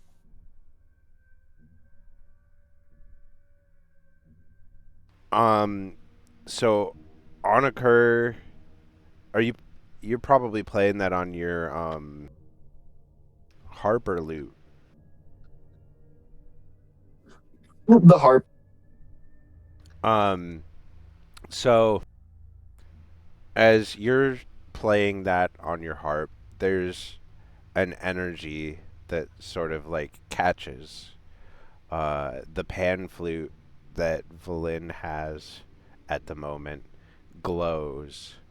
Um, and you see the energy of the spell plant growth boom outwards.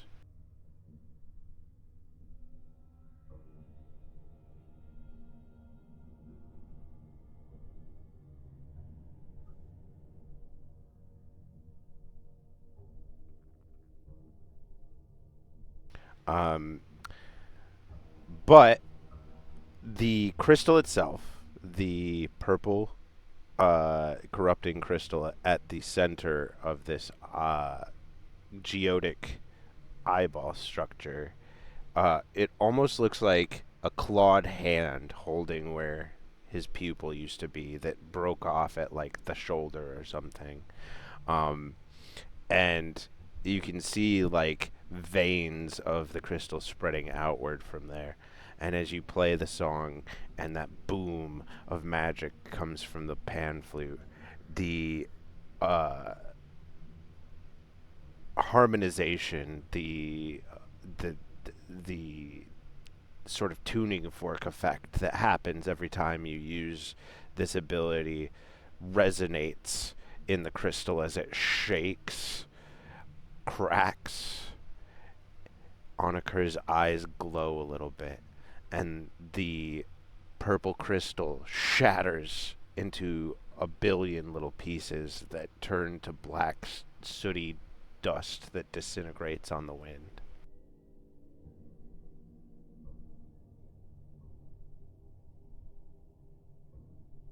The wind scrapes the hollow as you are left in the corpse of a former friend.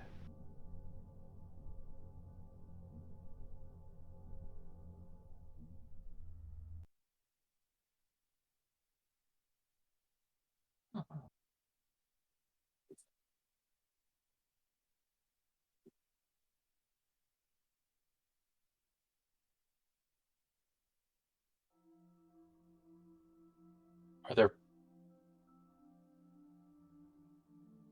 other things that we can see that might be problems left behind? Nothing jumps out. I mean, you're welcome to look around, though. I will do that. I Alright. want to, if I can, find from like, because since the kind of like the crystal hand was stuck into some of Seath's own geode, I'd assume that like it's kind of a bit cracked itself. But Onakor wants to take a piece of the geode and uh, he's has a plan for it, but he's gonna kind of take it and say a quiet message just under his breath to Cease and thank the last Fomorian for guiding us.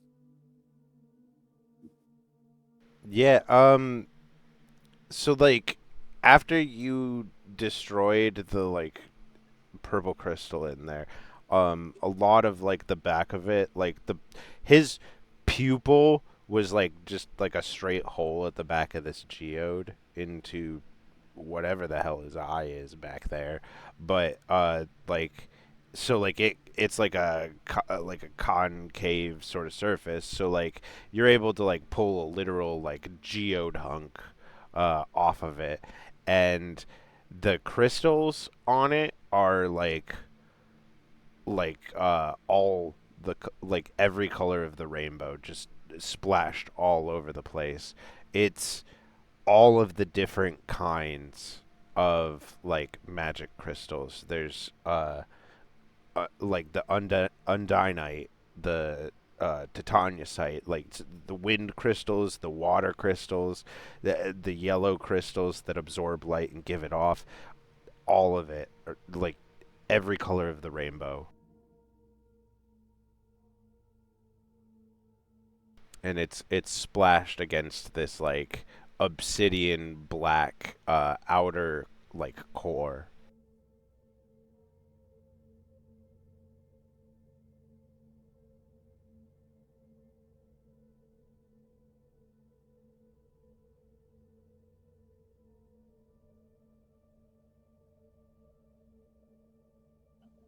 Are these people the cause of the magic crystals?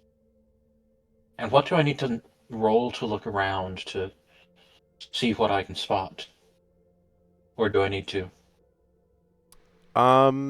Where? So you're looking for any trouble remaining. Where Yeah. exactly did you want to look? Well, I'm assuming in the eye it would be pretty obvious. Are there places that go further in?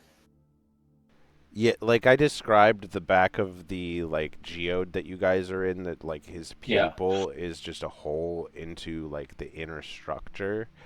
But there was like a clawed hand crystal over that. You're welcome to peer in there if you'd like. I mean, he's got a I whole mean, face that sort of like goes below the surface, like he's hanging over the edge. can So, we see the nose? Is there anything coming out of it? just at a cursory glance down, there's not anything. Everything seems normal from the outside, but he has taken that like slackness that comes with the body Death. relaxing. Yeah. I will go ahead and peek deeper in. All right. So Graveheart flits off to check the other orifices. Well, Go. I'm at the eye first. Oh, the eye first. Okay. Yeah. Go ahead and give me a perception check.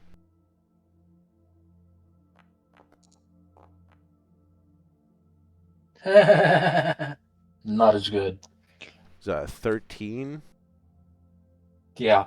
I love how the score that I have a +1 to, the ability I have a +1 to, is the one that I roll the highest on.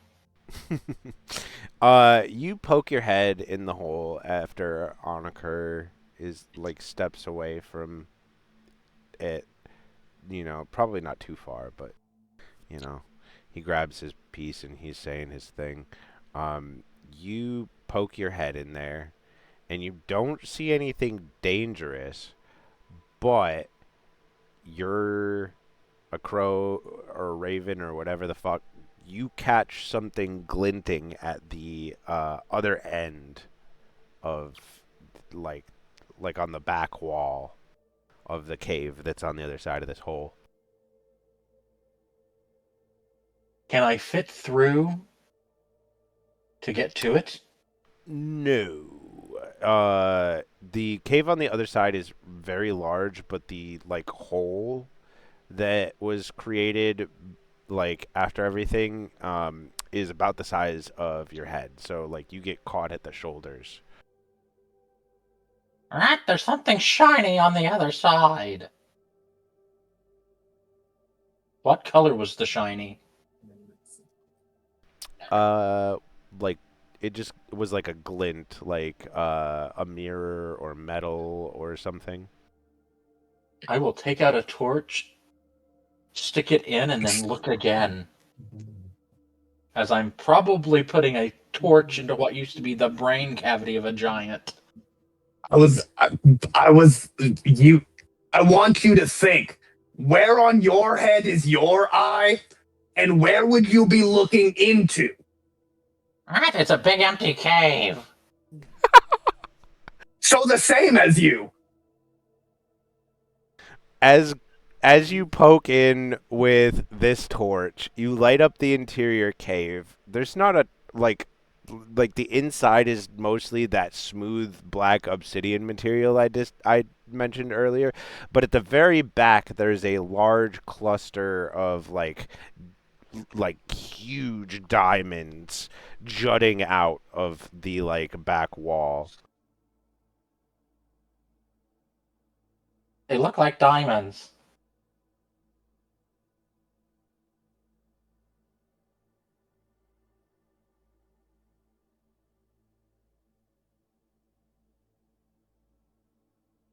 Is that what their brains were?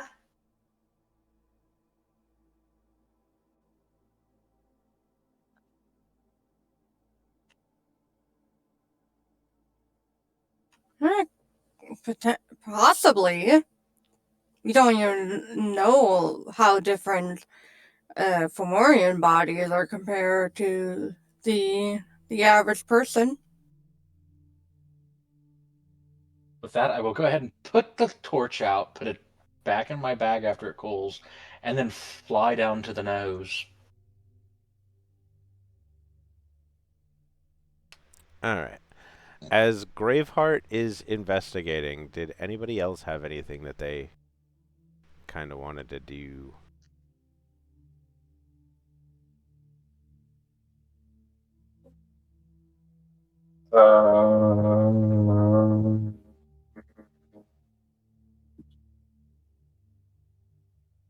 Not really, no. I mean, I definitely want to further investigate. I kind of want to go inside of the brain cavity, and I have the capability to do so. But I Lord. also don't feel like disrespecting a dead giant. So I think I'm going to pass and just. He is a friend, and so I will just. Honestly, I'll look after making sure that Graveheart doesn't do anything stupid because, again, he's a hit first, think later type of bird. All right. If nobody else had anything that they wanted to do, otherwise, I'll assume that the group is flying around together to check things out. Which gives you the advantage of Mika's eyes and her insane passive perception. You. I have insane passive investigation since we're Yeah. investigating. Well, I mean, I having both good. That's all I'm gonna say. Like the perception is like noticing things. Investigation is like looking into something. In my eyes, at this point, it's perception because I'm working off of like what knowledge I have. Just trust me in the process. I'm following a thought process with it.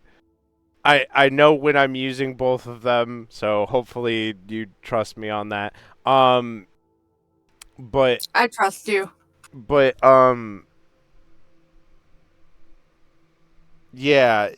As you guys are poking around, it doesn't seem like they had anything else going on here. There's clear signs of combat. Having investigated further, it definitely looks like he put up a fight, but hanging off the edge of the world, there's only so much one can do. Uh, there's scorch marks on the land below, so it looks like either the enemy or he used fire at some point. Um,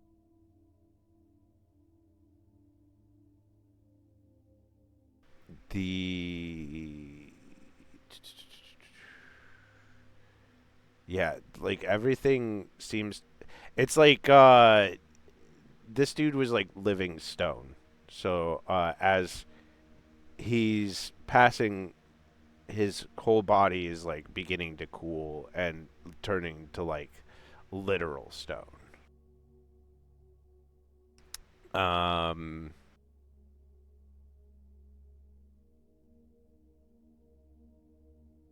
you having looked all over and searched through, all the orifices and everything, he doesn't seem to have anything else that like could corrupt him going on. Um, but whoever fought him had to have been insanely strong.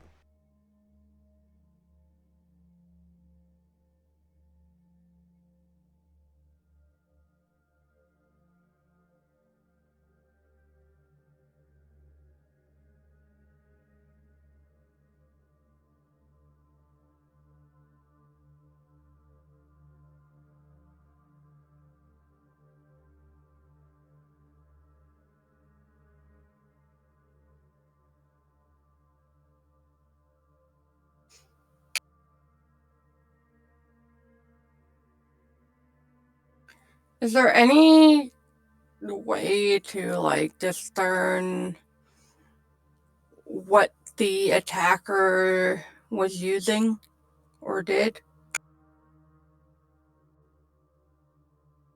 As I said previously, there's clear signs of scorch marks around the battlefield.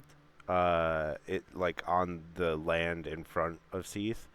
Uh, as you're searching around like the area of his face, as you're going to various orifices or whatever, he he has what looks like claw marks here and there. There's also very clear signs of magic. So whoever was fighting him, it seems like mostly there was magic being done in this fight.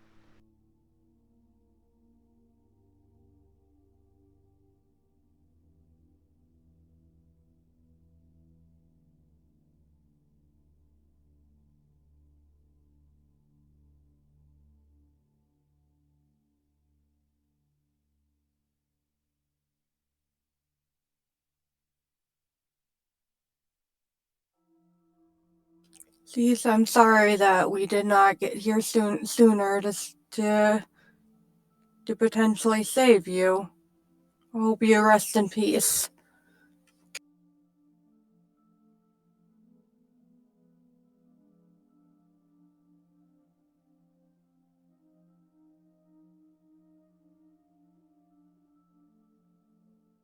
How's everybody feel about calling the session around here for tonight? Sounds like a good time. It's all good. All right. I figure, with Kyle not here and this being like a huge moment, probably a good place to call it for now. But big implications now on the table.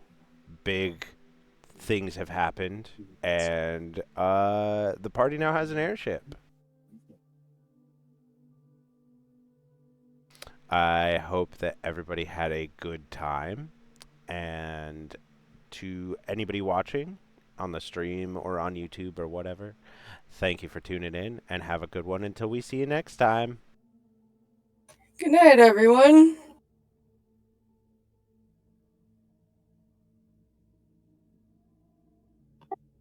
Good night.